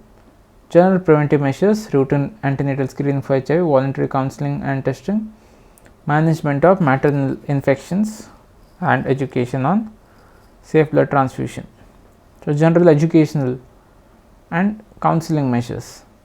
So, overall we have seen the treatment part. So, anti-ART therapy for mother, ART therapy for the child, and specifically during the delivery what you do, and postpartum breastfeeding practices, what are the key points. So, we have come to the end of the discussion on pediatric HIV. Next, going to back to TB. So, in this particular case we would be looking at diagnosis, management and in general. So, in that specific case, in that one, NTEP is mainly government is the one which is mainly this thing, but in this particular answer we are mainly looking at it as a general topic, not like specifically we do not have terms like all those that we learnt earlier. Here it is a basic pathology disease case. Overview: primary complex initial infection of TB, commonly 12 minutes, cerebral and ascariasis. Let us see. Primary complex is the initial infection of TB commonly occurring in children. So, that is the first one, not the secondary. So, primary there should be a secondary one, but we are not learning about that. So, caused by MTB, acid fast aerobic bacilli primarily infects lungs, but can spread to other organs too. The disease is transmitted via droplet nuclei from an infectious person. Most children are asymptomatic, but few develop primary TB. Annual risk is no need of looking at the numbers. Pathogenesis: entry via respiratory route, enters the alveoli, macrophages phagocytose them, but these are resistant and they multiply inside the macrophages, and there is something called as Ghon complex that is formed because of the survival. It is the primary site of infection in the lungs, spread to regional lymph nodes, and then we have Ghon complex. So, Ghon complex is Ghon focus plus lymph nodes that are affected. Lymph node this thing happens in the following the Ghon focus, and when the both the things are combined we call it Ghon complex. There is granuloma formation, which was a very important slide in pathology. There is multinucleate giant cells and all that, and dissemination may occur if immunity is weak. TB spreads through hematogenous route and lymphatic routes. Clinical features: there is pulmonary TB and there is disseminated TB and there is extrapulmonary TB. Let us look at pulmonary specific first, that is the primary infection. Fever, weight loss, evening rise in temperature, night sweats, loss of appetite, dry cough, that is the one, and localized wheeze could be present or absent, because in cases and all that it might be this thing, simply adding this might cause more trouble. Then progressive primary disease. So, this thing worsens. What happens? High grade fever, productive cough, dry cough changes to productive cough, lung signs, decreased air entry, crepitations, pleural effusion in children greater than 5 years. So, there is breathing difficulty, pleuritic chest pain which worsens on breathing, pleuritic rub, dull percussion note, which is pleural effusion, same thing, decreased air entry. So, the features of pleural effusion we need to mention it here, and this is a separate topic in medicine altogether, and also I think in surgery we have it. I am not particularly sure if I have put in, but one of the, it is there somewhere else also as a big answer, and we could be discussing in the future depending upon whether we have time or not. Disseminated TB, that is miliary TB, happens through hematogenous spread, multiple organs involvement, because it is disseminated, cyanosis and respiratory distress, lymphadenopathy. So, lymph nodes, hepatosplenomegaly, meningitis, choroid tubercles, which is present in the, wherein eyes are involved. Extrapulmonary TB, there is lymph node involvement and there is scrofula. Scrofula, this thing is very interesting. I'll just take a moment to search this on the internet and you can see. Look at this. These are the underlying lymph nodes which are draining into through the skin because of rupturing. Very interesting. So, enlarged firm matted nodes may rupture, forming draining sinuses. Genitourinary TB, there is flank pain, hematuria, hydronephrosis, like enlarged kidneys. Bone and joint TB, the spot spine. This is a very important question in ortho, and there is a big, in case you want you can learn about it now. Pott's disease, Pott's spine, and tubercular arthritis, which is also somewhat less important than this, but also important. Can look upon that in the ortho section. And then gastrointestinal TB, tuberculous peritonitis, abdominal distension, pain, ascites, tubercular enteritis, all of that. So, tubercular enteritis and tubercular peritonitis. So, investigations, what do you do? So, we have already studied it earlier, but again, sputum sample for staining purposes, Ziehl-Neelsen staining, gastric aspirate, because children can't produce that properly, pleural CSF fluid in case of CSF, like you want to see whether meningitis and all that. BAL is like also taken usually, like in some cases where you can't produce sputum. Like sputum is the number one and rest of it follows that. Like only if you can't get sputum you do the rest. And in extrapulmonary TB cases there are different samples depending upon where the site, what the site is. You can do FNAC and all that. Radiological investigations, there is chest X-ray, hilar lymphadenopathy, the hilum of the lung, the lymph nodes over there, they get enlarged. Gone focus, we have discussed this earlier. We have discussed about gone focus, gone complex. Here it is gone focus, consolidation, like solidification, like miliary pattern disseminated TB and CT MRI for CNS TB and ultrasound abdomen for abdominal TB, peritoneal TB, and which is also mentioned, which is also an important topic, which is mentioned in the surgery section. Tuberculin skin test, Mantoux test, detects delayed hypersensitivity, red 48 to 72 hours. We have seen this already, I am going to skip it. Molecular test, we have seen this in the diagnostic algorithm. BACTEC, this is something new. Gene expert for MDR TB detection. We have learned this in microbiology. Other investigation, ESR, CBC, leukocytosis and all that. LFTs are elevated just in case liver is infected in case of disseminated TB, and CSF analysis where there is TB, in case of TB meningitis, lymphocytosis, low glucose and high protein. Management of primary complex. So, what do you do? What drugs do you give?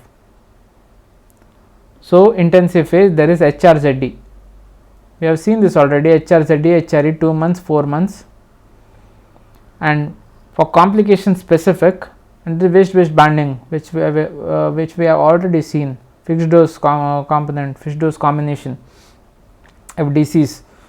So, that table is important in pediatrics.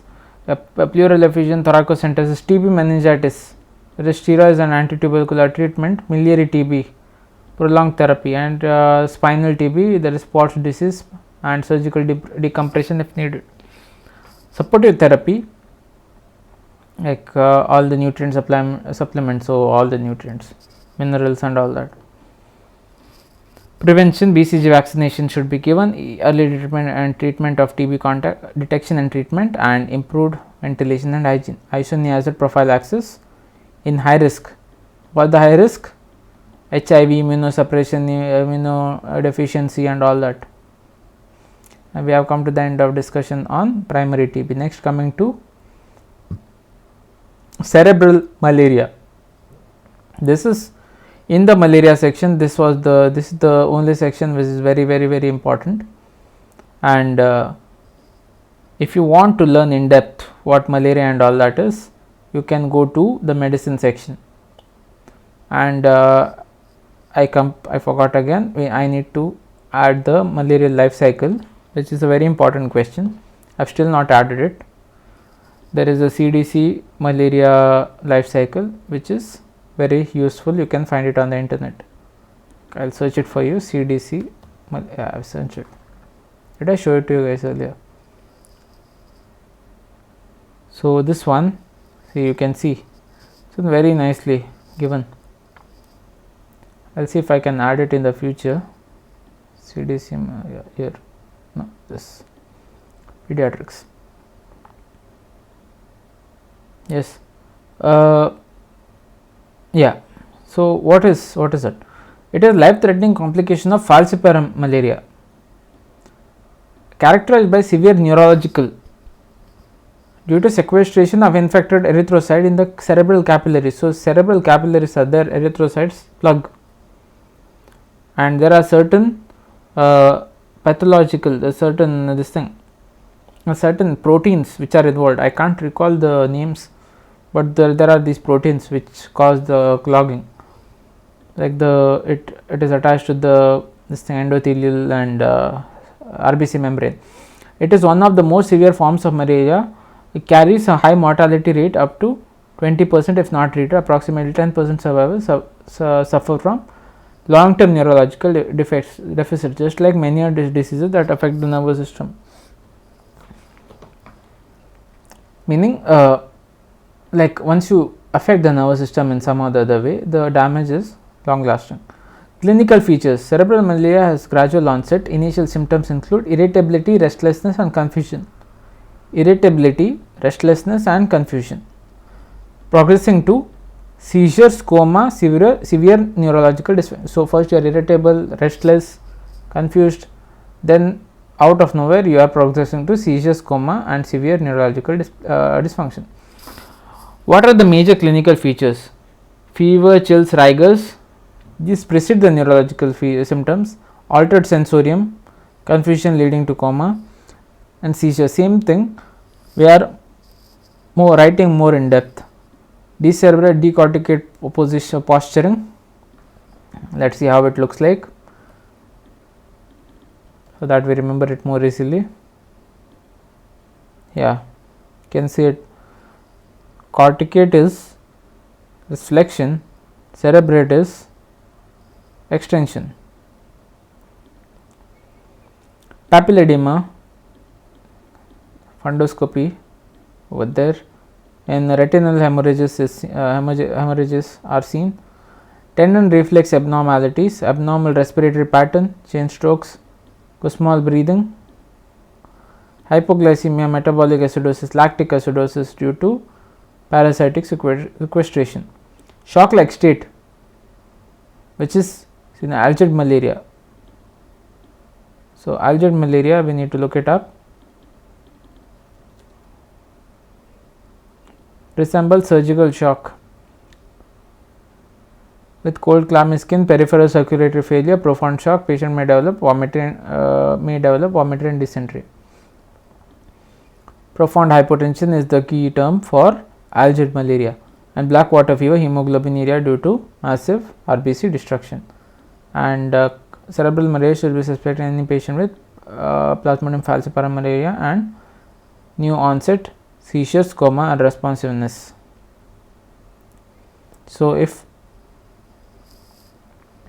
in endemic regions, if you get a patient, endemic regions with malaria, if you get a patient with these symptoms of restlessness and all that, and then progressing to seizures, coma, unresponsiveness, you can think of falciparum malaria or cerebral malaria.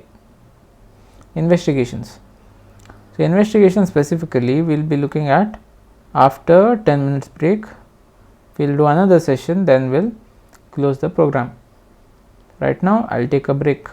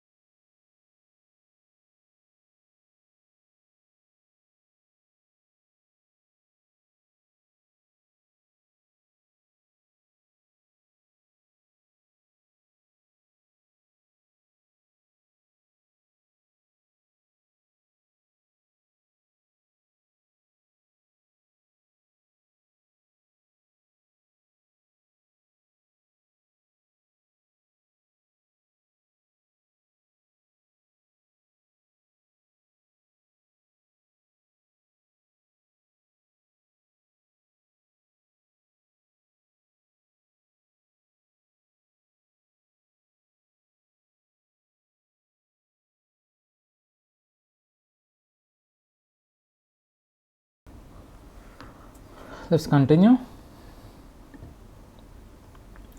I'm not sure how many sections we are going to finish. So anyways, let's continue. So yeah, so this one, investigations. Where were we? Yeah, we were done with this, I guess. Yeah, then investigations. Yes. So thick and thin smear, gold standard test.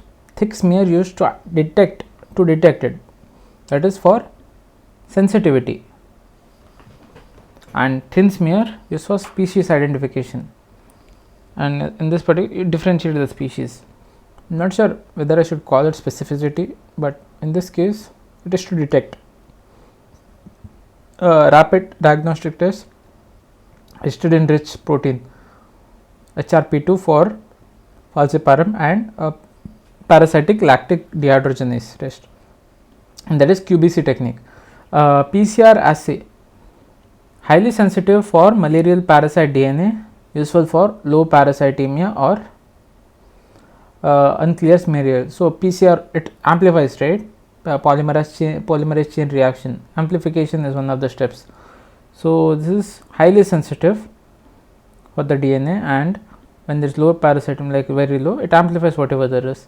Serology, indirect fluorescent antibody test, IFAT, indirect heme agglutination antibody, and ELISA for Plasmodium species.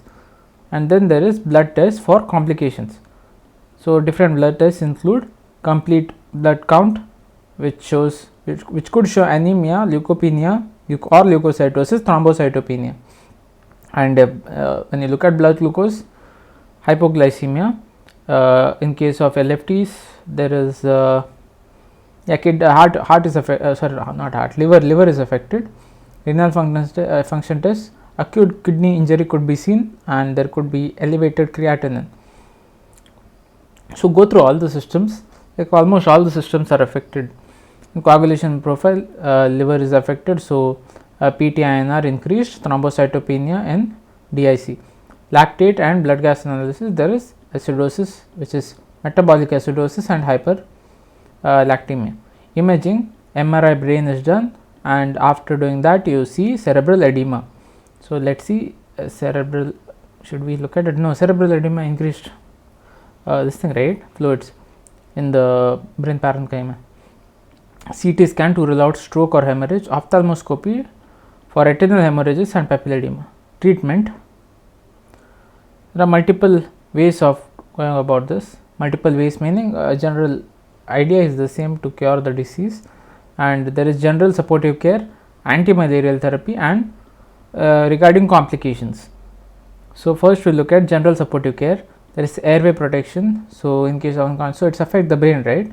So you need to make sure the airway is protected. Oxygen therapy for hypoxia, and fluid resuscitation, because in case you want to maintain the hemodynamic stability, and blood transfusion for severe anemia and black water fever, and which is hemoglobinuria seen because of hemoglobin, increased hemolysis in the blood.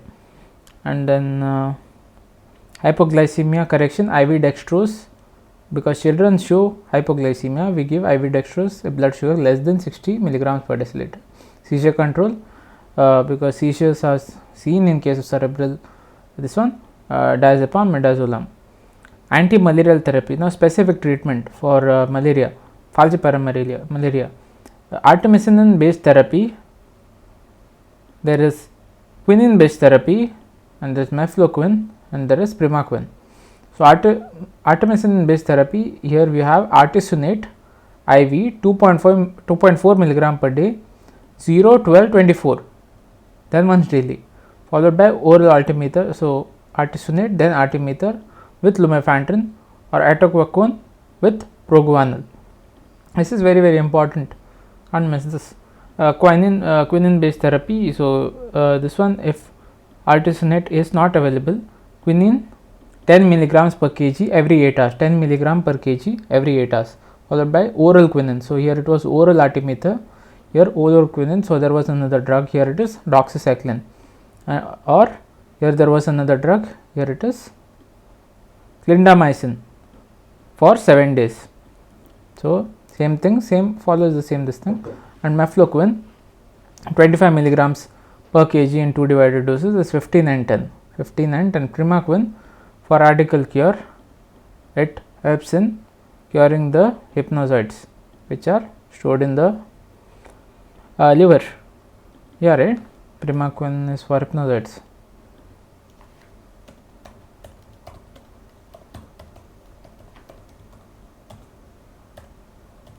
Not hypnozoites, it detects it.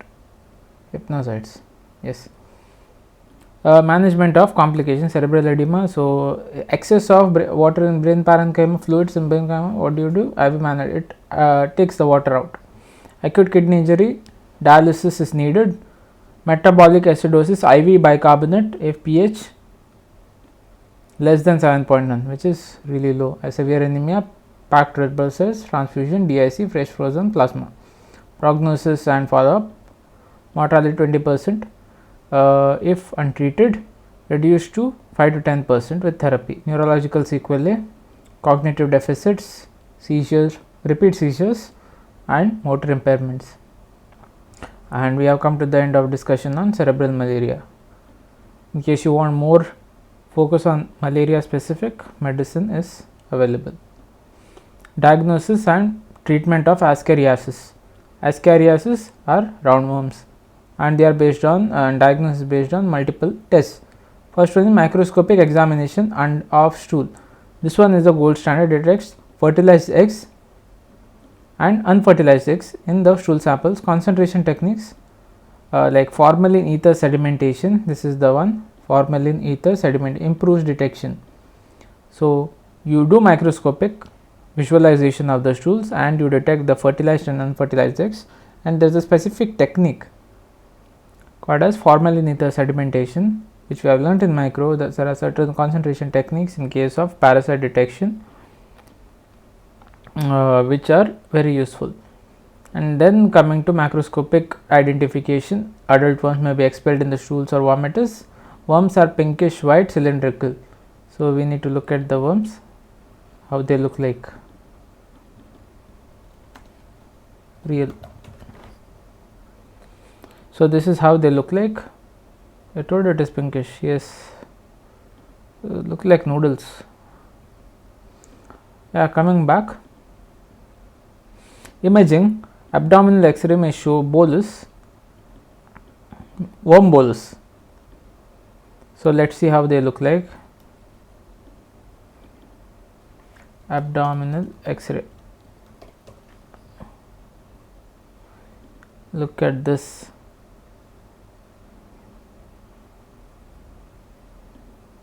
This one looks better. No, are those worms? Where are the worms? Worm bolus, yes.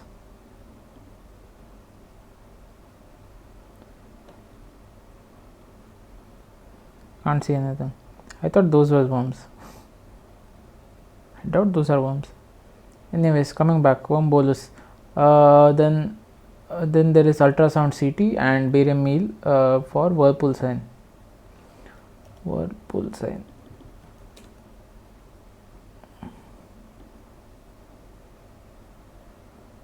Torsion of sigmoid colon. Interesting. Serological tests, ELISA and PCR. Treatment: albendazole, mebendazole, pyrantel palmovate, ivermectin. Doses 400 milligram per single dose in case of albendazole kills both larva and adult worms by inhibiting microtubule synthesis. Mebendazole 100 milligrams twice daily, so that is single dose. Where you are decreasing the amount, right? So what do? You double it. So twice daily for 3 days, 500 milligram single dose. Blocks glucose uptake, worm death. Pyrantel palmovate, this is it causes worm paralysis, making them easier to expel. And ivermectin, I am not looking at the doses for these two. Alternate therapy in co-infection with strongyloides. And complicated cases, intestinal obstruction, you can visualize it on this one. What is it? The imaging. nasogastric decompression, IV fluids and surgery. Nasogastric decompression, IV fluids and surgery if it is severe. Hepatobiliary ascariasis, liver and gallbladder. Endoscopic removal, so gallbladder, whenever it comes up, endoscopy, we can't forget that. So endoscopic removal. So complicated cases, this section we might forget about it. So intestinal obstruction, yeah, fine. Hepatobiliary ascariasis, this is somewhat yeah, even this could be forgotten. Prevention, improved sanitation, hand hygiene, deworming programs in endemic areas. And we have come to the end of the discussion on infectious diseases. This is a very, I don't know, it looks short, but if you look at all the possible questions, it will become a big list, but these are the most repeated ones. The next one, acute watery diarrhea, could be called as an extension of the previous chapter. What else is there? Persistent diarrhea, same thing. Cirrhosis, portal hypertension, encephalopathy is the part of this. Yeah, I don't know if we could finish it. I'm not sure. Let's see. Acute watery diarrhea, defined as change in the stool consistency and frequency with liquid or watery contents, watery stools occurring more than 3 times a day. Liquid or watery stools occurring more than 3 times a day. TID, 3 times a day, change in stool frequency and consistency, lasting less than 14 days and without visible blood. Causes, so infectious causes, that is the main one. Bacterial, viral, parasitic. Bacterial, that is E. coli, Shigella, Vibrio, Salmonella, Campylobacter, Staph aureus. E. coli, there are multiple variants. P for pediatric, EPAC, that pilus thing. In Shigella, there are different variants like Sone, Flexneri, Dysentery, Vibrio cholerae O1, O139, Salmonella typhi, Paratyphi, Campylobacter species, Campylobacter jejuni, that causes GBS, Guillain-Barré. Then Clostridium difficile, Clostridium perfringens, Staph aureus. Viral factors, Rota, Noro, Astro, enteric adenovirus, cytomegalovirus. Then parasitic, there is Giardia lamblia, Cryptosporidium pavum. So list whatever that comes to your mind, like anything else. There is another thing on persistent diarrhea, chronic diarrhea. Chronic diarrhea is a part of medicine. Yeah, Cryptosporidium pavum, Entomoeba histolytica, Cyclospora cayetanensis, Isospora belli, Balantidium coli. Giardia lamblia, Cryptosporidium pavum, Entomoeba histolytica, and these 3 are rarely heard of. I have rarely heard of, meaning don't usually heard it on a day-to-day basis. But anyways, those are parasitic causes. Next, coming to pathogenesis. So diarrhea results from fluid loss due to disruption of electrolyte balance in ECF. Fluid loss due to disruption of electrolyte balance in the ECF. So the small intestine absorbs water through sodium glucose cotransport. Pathogens disrupt the sodium absorption, causing, so that is the electrolyte imbalance.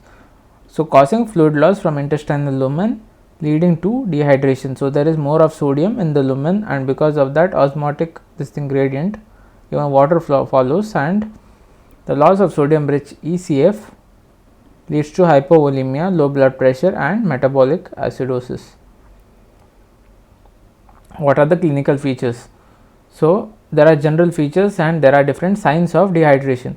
So general features, sudden onset of frequent watery stools, fever, vomiting, abdominal cramps.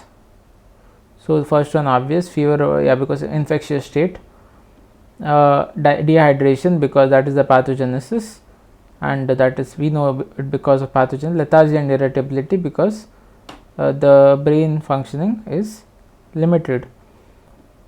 Signs of dehydration. So, mild and severe dehydration. Mild dehydration, there is thirst, dry tongue, sunken eyes, restlessness, irritability, reduced urine output, delayed skin pinch test. So, thirst, dry tongue, sunken eyes, restlessness, irritability, reduced urine output and delayed skin pinch test.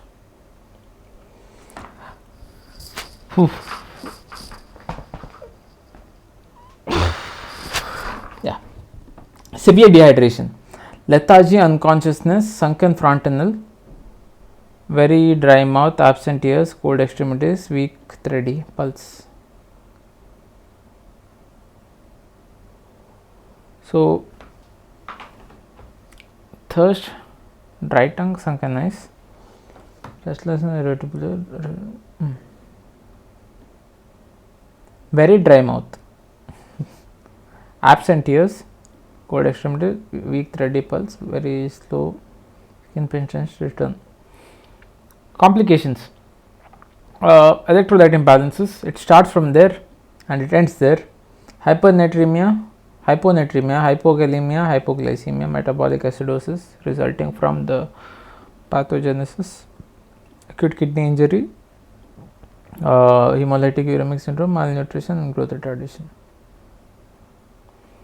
And general condition. So, based on how the child looks, you can assess the dehydration status.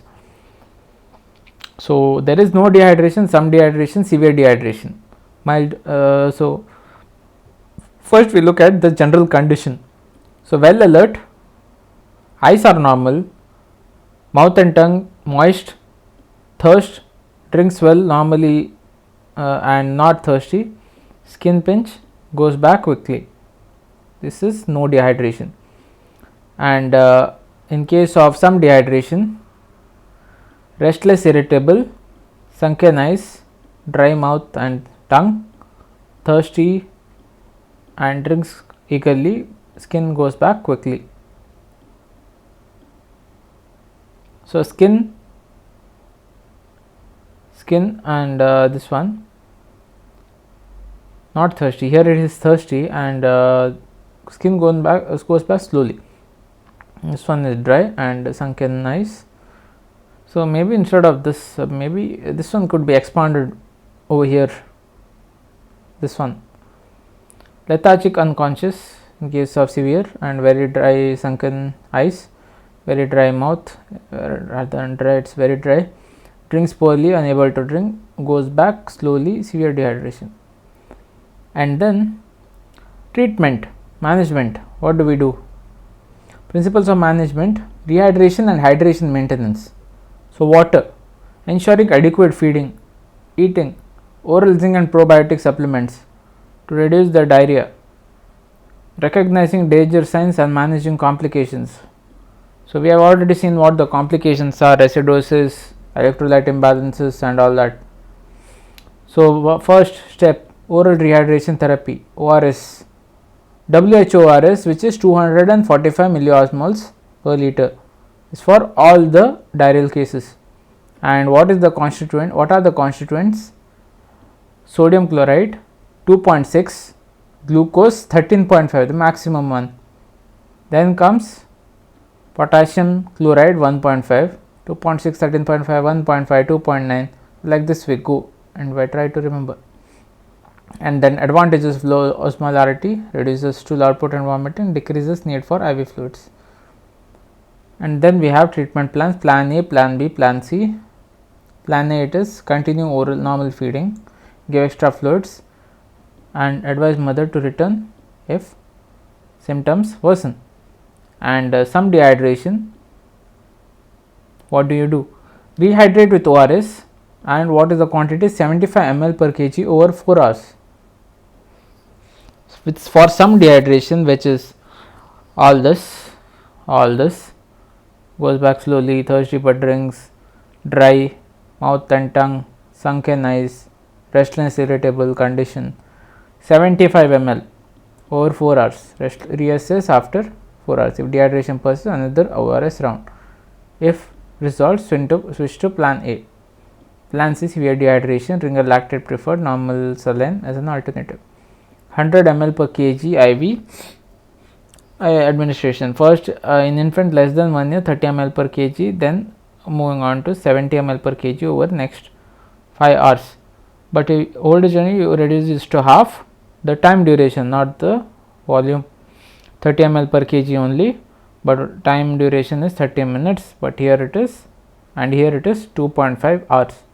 At 70 ml, 30 ml, that it is 75 in case of plan B. This is plan C, and overall combined it is 100 ml per kg over 6 hours in first case, 3 hours in second case.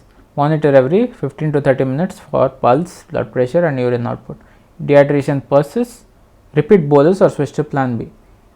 If it's still there, bolus this one or go back. Nutritional assessment. Early feeding during diarrhea reduces severity and promotes weight gain. Breastfeeding should continue as it improves recovery. Okay. Optimal energy rich foods should be given in small frequent meals. Small frequent zinc supplementation reduces diarrhea duration. So, duration of the diarrhea reduces with zinc. So, what is the dose? 10 milligrams per day for infants, 20 for older children for 14 days. Next is drug therapy. So, antibiotics are not required for viral diarrhea, and then indications for antibiotics. So, these are the indications. So, Shigella, we have seen the etiological factors, Shigella, and then if there is cholera and amoebiasis, giardiasis, and resveratrol. It's antisecretory agent, helps reducing intestinal fluid loss. Probiotics like lactobacillus, Saccharomyces help restore gut flora. Then prevention, exclusive breastfeeding for 6 months, safe drinking water, food hygiene, hand washing and sanitation. So, basic things to avoid stomach problems, and rotavirus vaccination. And that brings to the end of discussion on answer of this question.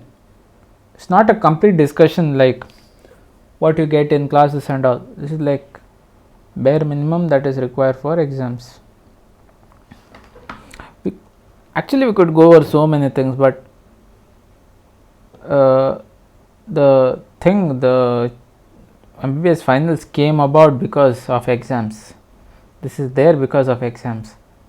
So, it doesn't make sense to add extra things.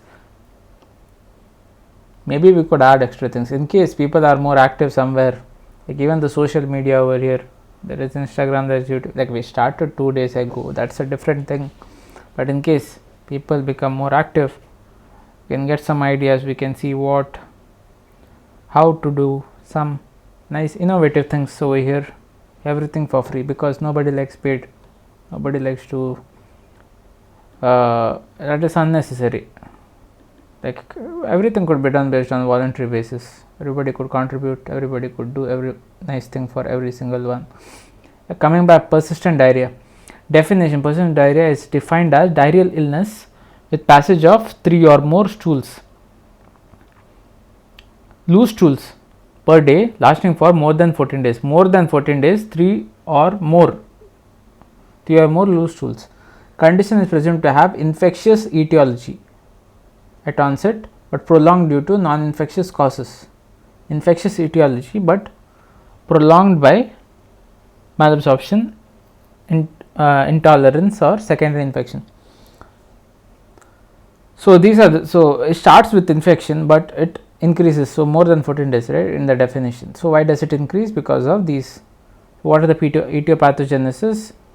Persistent diarrhea begins as that infection, acute infection, but continues due to secondary factors that impair intestinal absorption and function. More common in malnourished children due to weakened intestinal barrier and immune defenses.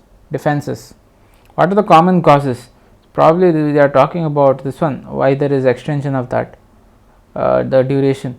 So, common causes: malabsorption of carbohydrates and fats. There could be multiple syndromes, celiac disease, this and that. Dietary protein allergy and intolerance, like cow's milk, protein allergy, intestinal parasitosis. Persistent infection with enteric pathogens. So, this is secondary pathogen infections that we are talking about. Lactose intolerance, so intolerance and poor calorie intake due to anorexia and feeding difficulties. Even this can cause use of antibiotics leading to gut flora imbalance. So, this is this looks like that. What is the Clostridium difficile? I am not sure, maybe, who knows. No, we can search it now actually. Should we search it? I am really feeling sleepy. What thing at 24 minutes? We will try to finish as much as we can. Immune suppression due to severe malnutrition. So, the prolongation of the diarrhea phase could be due to immune suppression. And clinical features: they often appear well hydrated, but they have malnutrition and weight loss. That there are different types: mild, moderate, severe. Mild is severe loose stools per day, no significant weight loss or dehydration, can be managed with on outpatient basis. Moderate form: several loose stools per day. And then there is this thing is not much, managed by OPD, and several loose stools per day. Marginal weight loss. So, weight loss exists in starts from moderate form. Intolerance to milk and milk product, this is a part of moderate form, and severe form, life threatening weight loss. So, life threatening weight loss and dehydration, explosive atomic bomb, explosive stools. Secondary, lactose intolerance, this is the one requires hospitalization. So, in this particular case it requires hospitalization. What is dietary algorithm for this particular persistent diarrhea? So, what do we do? First let us look at the principles. So, principles of nutritional management. First, dehydration, because that we are losing a lot of water. Electrolyte imbalance, you are losing electrolytes and hypoglycemia, manage that first, and then evaluate underlying conditions. What is causing the duration to be increasing? Provide appropriate nutritional therapy to restore gut function and prevent further malnutrition by introducing balanced diets. So, what is the stepwise management? We have 3 steps over here, and first is the initial diet. Plan A, reduced lactose diet. Step 2 is lactose free diet, this is plan B, and the other one is monosaccharide based diet, plan C, high protein diet. So, what you do is, used in children with secondary lactose intolerance, reduce lactose to less than 2 gram per kg per day. And what food we use? I think there is a table on this, and I doubt we call it different steps. There are different, like we have different plans over there in IMNCI. These are different plans. Anyways, let's see. Puffed rice, milk, sugar, oil, water provides, and this provides 96 kilocalories per 100 grams with a lot of carbs. And second one, coming to lactose free diet, no lactose, and if the child doesn't respond to, so presumption is lactose intolerance, but if that fails, what is the next step? Replace milk with egg, hydrolyzed protein and chicken, and puffed rice, egg and sugar. These are this thing. So, puffed rice, egg, sugar, oil and water. Compare that with this. There is puffed rice, milk and sugar and oil. This particular case, you are throwing milk, you are not using the milk at all, and it is just pure proteins from egg, and then there is sugar, oil and water, and there is protein component here which was not there earlier. And next, the third one, which is monosaccharide based diet, plan C, high protein diet. So, what do you do in this particular step? Used in children with severe malnutrition, failure to thrive. It contains glucose and protein sources such as egg, white or chicken. Indicates ingredients, chicken 100 gram, glucose certain amount, oil certain amount, and potassium KCl and sodium bicarbonate and water is 1 liter. Provides 720 kilocalories, 26 gram of protein. So that is the stepwise management of persistent diarrhea. And now coming to indications to change diet. So indications to change diet meaning here there are different diets, right? So marked increase in stool frequency, not just in this overall. Why should I change what I eat? So marked increase in stool frequency, in number of times you the number of times of stools, frequency of stools, that increases. Features of dehydration persists after 48 hours, failure to gain weight after 7 days. So 2 days, 7 days. So 7 days, after 7 days you can't gain weight. After 2 days, if you can't, if there is still dehydration, and then there is parenteral nutrition. It is required in case of protracted diarrhea with recurrent dehydration, and indicated if child fails to gain weight despite planned diet, which is a lot of protein and you should be gaining weight, and even if that fails, high protein has P in it, then goes to parenteral which has P in it. Using with short bowel syndrome, severe malabsorption and systemic infection. So these are the conditions where which makes doctors choose this. Nutritional management post recovery, milk free diet for 10 days and reintroduce milk if tolerated. Daily calorie intake 100 to 150 kilocalories per kgs per day. Vitamins and minerals supplementation twice the RDA. So first one is milk, second one is calorie intake, this thing 100 to 150, next vitamin and minerals, next iron supplementation and magnesium and potassium. Role of antibiotics not routinely needed, and these are required for severe malnutrition, evidence of systemic infection and infants less than 3 months. And what do you take? What is the antibiotic you take? Cephalosporin, aminoglycoside. So in reserved for severe malnutrition, evidence of systemic infection, infants less than 3 months, and prevention. Exclusive breastfeeding, as we have discussed earlier in the previous sessions. Early and prompt diarrhea management, avoid unnecessary antibiotics, this section, and proper feeding practices, good hygiene and sanitation. And that is how we end the persistent diarrhea section. Next, coming to the liver. So liver, we are looking at cirrhosis. Let me drink some water.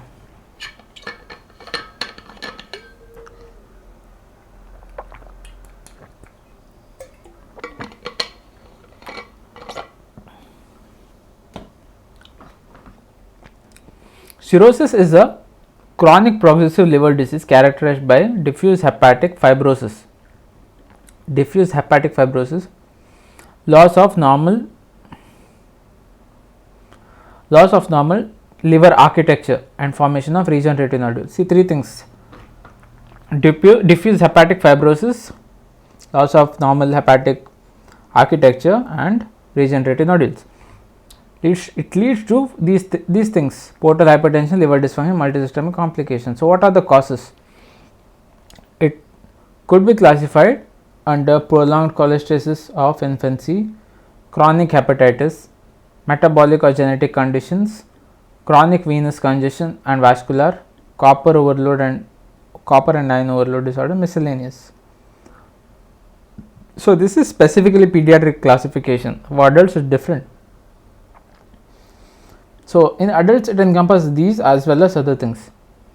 So prolonged cholestasis of infancy, biliary atresia, biliary, the bile tree, it is blind, meaning it is not moving forward. So because of that the cirrhosis happen. Neonatal hepatitis, it could happen due to a variety of conditions. Infection is one of them. Choledochal cyst, this is something which I have covered in surgery in depth. it's an important 5 marker in surgery paper 2. It would be nice if you could go through and that too. And there is this is prolonged cholestasis, okay, and progressive familial intrahepatic cholestasis. This is a genetic condition, I think. Incipitated bile syndrome. This should have some nice mechanism. The way they have placed the name. Biliary thick sludge like bile. Yes, it's very interesting. Sludge like bile. Then we are done. We have finished the first part. Now coming to chronic hepatitis. So viral hepatitis, BCD, autoimmune hepatitis. So viral hepatitis, autoimmune, drug induced. So what are the drugs? Anti-TB drugs, anticonvulsants, anti-cancer. So it could be drugs, viral or autoimmune. And then metabolic or genetic diseases. There could be tyrosinemia, glycogen storage disorders, and there's GUHS, Niemann-Pick. What is Wallman? I just learned the name. Galactosemia, fructosemia, alpha-1 antitrypsin, which affects the lungs too, and mucopolysaccharidosis. Yeah, these are those biochemical conditions. That comes under metabolic. So inborn errors of metabolism and all that. And chronic venous congestion. So Budd-Chiari, the hepatic veins, the obstruction of that, veno-occlusive disease, occlusion of veins, and non-cirrhotic portal fibrosis. We need to know what this is, meaning you don't have to know, it looks interesting. What happens here?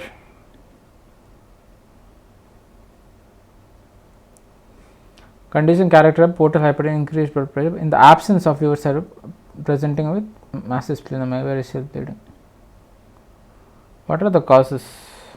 I no need of all that. It's too much right now. Congestive heart failure, constrictive pericarditis. So heart is having problems, so blood is backing up in the venous system, so right heart problems. Then there is copper ion overload, Wilson's disease, well known, Indian childhood cirrhosis due to copper, Indian childhood cirrhosis. Then there is miscellaneous causes, miscellaneous fibrocystic disease, all miscellaneous, cystic fibrosis, histiocytosis, sex, fatty liver disease, idiopathic nutrition. Right, these things when classified, it's easier to remember than when it is miscellaneous. So one more thing about this particular website. So there are some topics, right? Those come in paper 1 set paper 2 arbitrarily. You can't tell. So I'm not particularly sure what to do with those, and I'm not even sure what those topics are. But I know the concept that there are some topics which gets repeated. So in that particular condition, I suggest, in case you are using this as your primary resource, please go through all the papers, everything before itself, and just make sure that you learn the similar topics, meaning in case you have the paper 1 paper 2 the format. I think if I find it, I'll just put it somewhere in the home page or something, so that it's easier for you to refer and at least know from where I've taken something. In case you find, in case you think there could be something else, you can go through, you can just let me know. Coming to fatty liver disease, non-alcoholic fatty liver disease, and idiopathic nutrition. These are the final causes of cirrhosis. Coming to clinical features, there are general symptoms. So just like in previously we have seen dengue, all those, there is dengue, leptospira and all those. There are general features like the initial ones, you can't tell what is what. Then there are specific features. So there are GI symptoms, then cutaneous manifestation, then hepatic involvement, what happens, portal hypertension signs, hepatic encephalopathy, endocrine manifestations, and specifically what the complications are. So complication is separately given. So cirrhosis specifically, I think that was it. Wait a second, let me check once more whether I missed something in cirrhosis.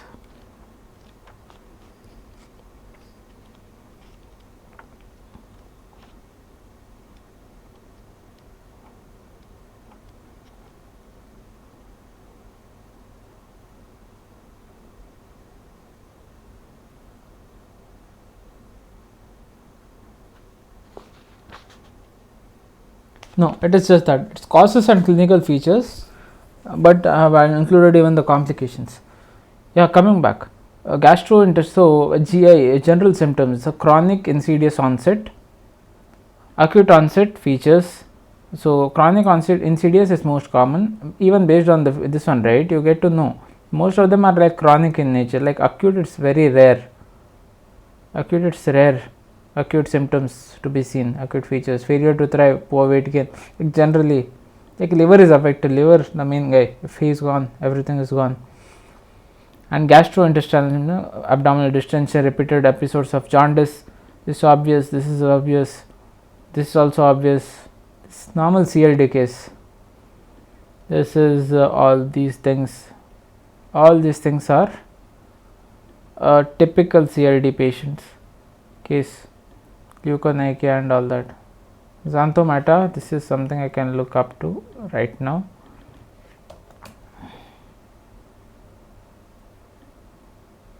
Xanthomas, yeah, that is the one. Papillar acrodermatitis, hepatic involvement, hepatomegaly, shrunken liver in post-necrotic hepatomegaly, shrunken liver, post-necrotic cirrhosis. And then there is differential lobe enlargement, depending upon what the stage is. Then portal hypertension signs. So splenomegaly, the spleen, it starts from there, like the splenic veins and all those join from the portal. And then there's ascites because of increased capillary permeability from this one portal vein. Yeah, it's capillary permeability. Tortuous veins over the abdomen, there's a caput medusae and all those esophageal varices. What time? We'll see how much we can finish. Splenomegaly, ascites, tortuous veins over the abdomen, esophageal varices. And then hepatic encephalopathy, there is asterixis, altered sensorium confusion. Endocrine manifestation include delayed puberty, gynecomastia, infertility. So general CLD features, complications, everything is don't have to explain, self-explanatory. Cirrhosis is a self-explanatory case. Now we have portal hypertension. So entirely this covers, I think, the same thing is there in medicine too. I think even in surgery, I am not sure. No, I doubt. Only in medicine. The portal hypertension defined as increase in portal venous above 10 to 12 millimeters of mercury. Normally 7. 10 to 12. It results from increased resistance to portal blood flow and can lead to variceal bleeding, splenomegaly, ascites, hepatic encephalopathy. So, how does it happen? Increased resistance to portal blood flow and can lead to variceal bleeding, splenomegaly, ascites and hepatic encephalopathy. Etiology of portal hypertension. So, there is prehepatic, intrahepatic, posthepatic. So, and prehepatic, it is extrahepatic. This is portal vein thrombosis or cavernous transformation, portal vein agenesis, atresia, stenosis. Splenic vein thrombosis, increased portal blood flow.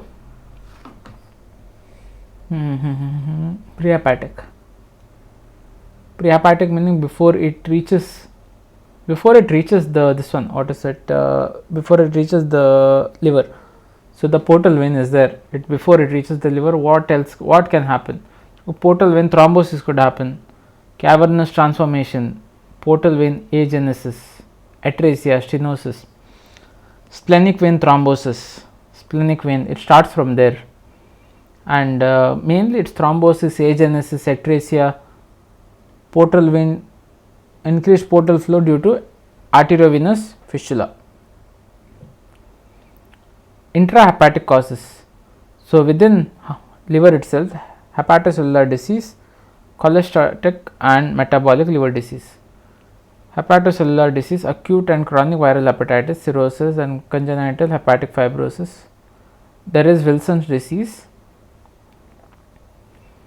and alpha-1 antitrypsin deficiency. So most of these like hepatic causes of cirrhosis, even that you can mention. Hepatic cause of cirrhosis, yeah, that is this cholestatic choledochal cyst and extrahepatic biliary atresia, cystic fibrosis.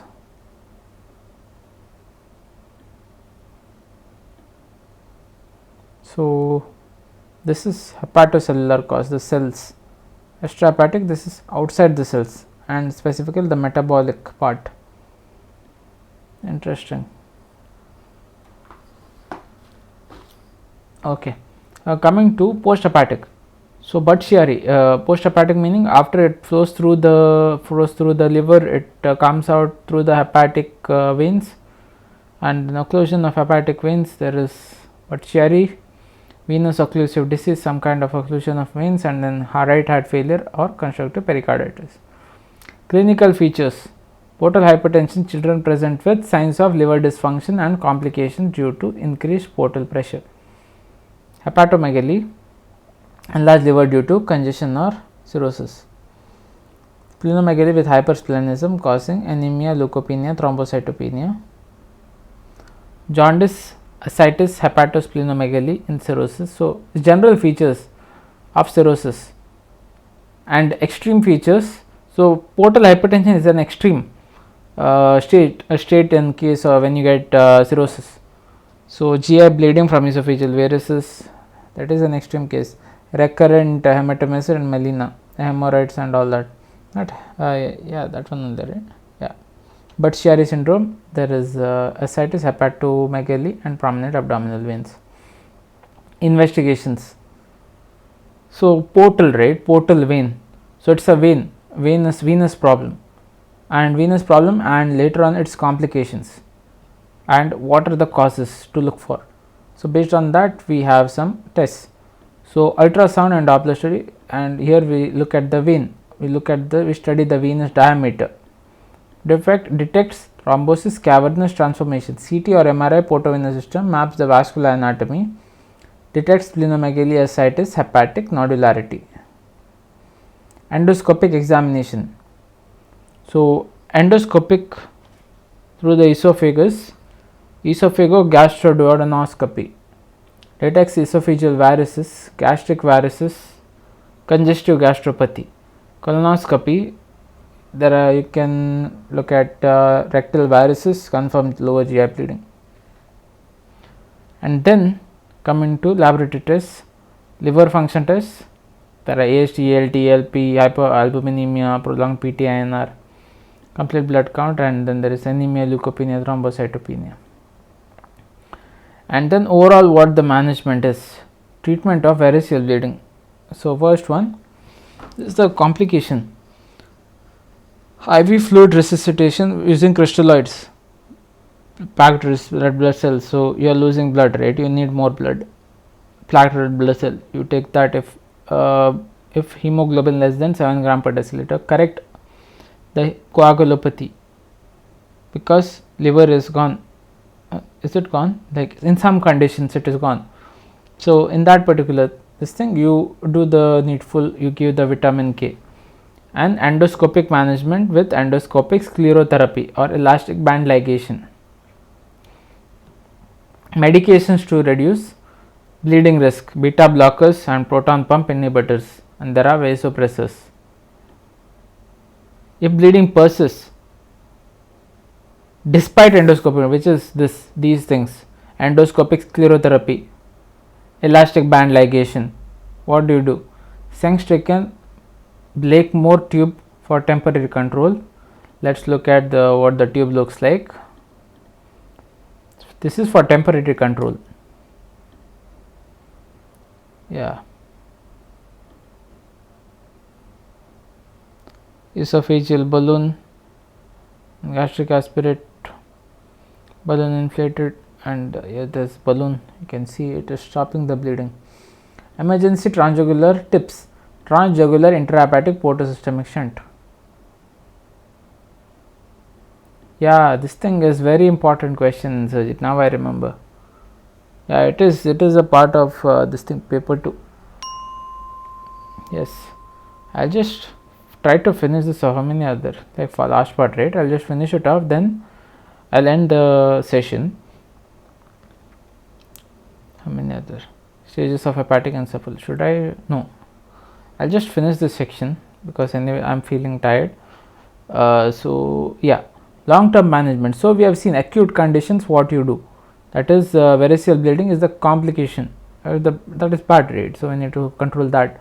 But overall, long term management, so non selective beta block to reduce portal pressure, diuretics for ascitic management.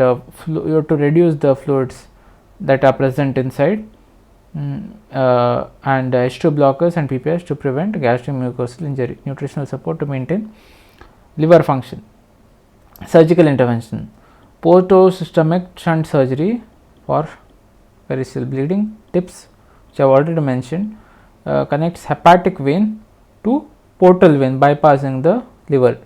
Hepatic vein which connects to the IVC to the portal vein which comes into the liver, both are joined and bypass the liver. That is a portal pressure and it is like shunting. So that is what it is, shunting. Orthotropic liver transplantation indicated in progressive liver failure or severe portal hypertension.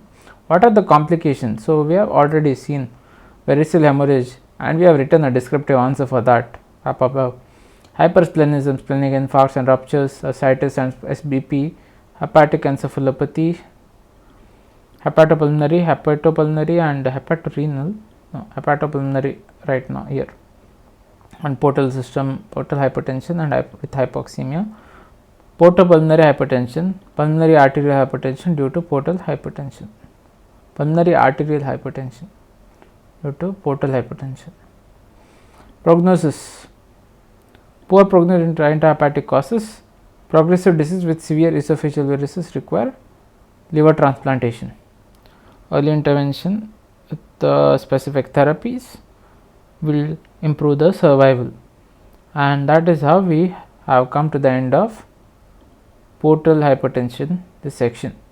So now we have two more topics remaining and the second one is not huge, very short, and stages of this one is also not that huge, like different stages, and we just need to know what are the key points in each of these stages and we can make up some answer for each of them. And that is how we will end the GI session in the future, but currently it is very late and I need to go to sleep. And then what is we have this and respiratory, and there is CVS, kidney, CNS. Then there are big systems. We finish big systems and then it is done. Need to see how long the big systems take. Anyways, will be ending this discussion right now, and in case you would like to watch more of such videos, you can subscribe to this channel, and in case you like today's session, you can like this. In case you have any suggestions, you can write it in the comments, and any criticisms you can write it in the comments. You can reach out in the Instagram DMs in case you have any ideas or anything, and that's it. Bye bye.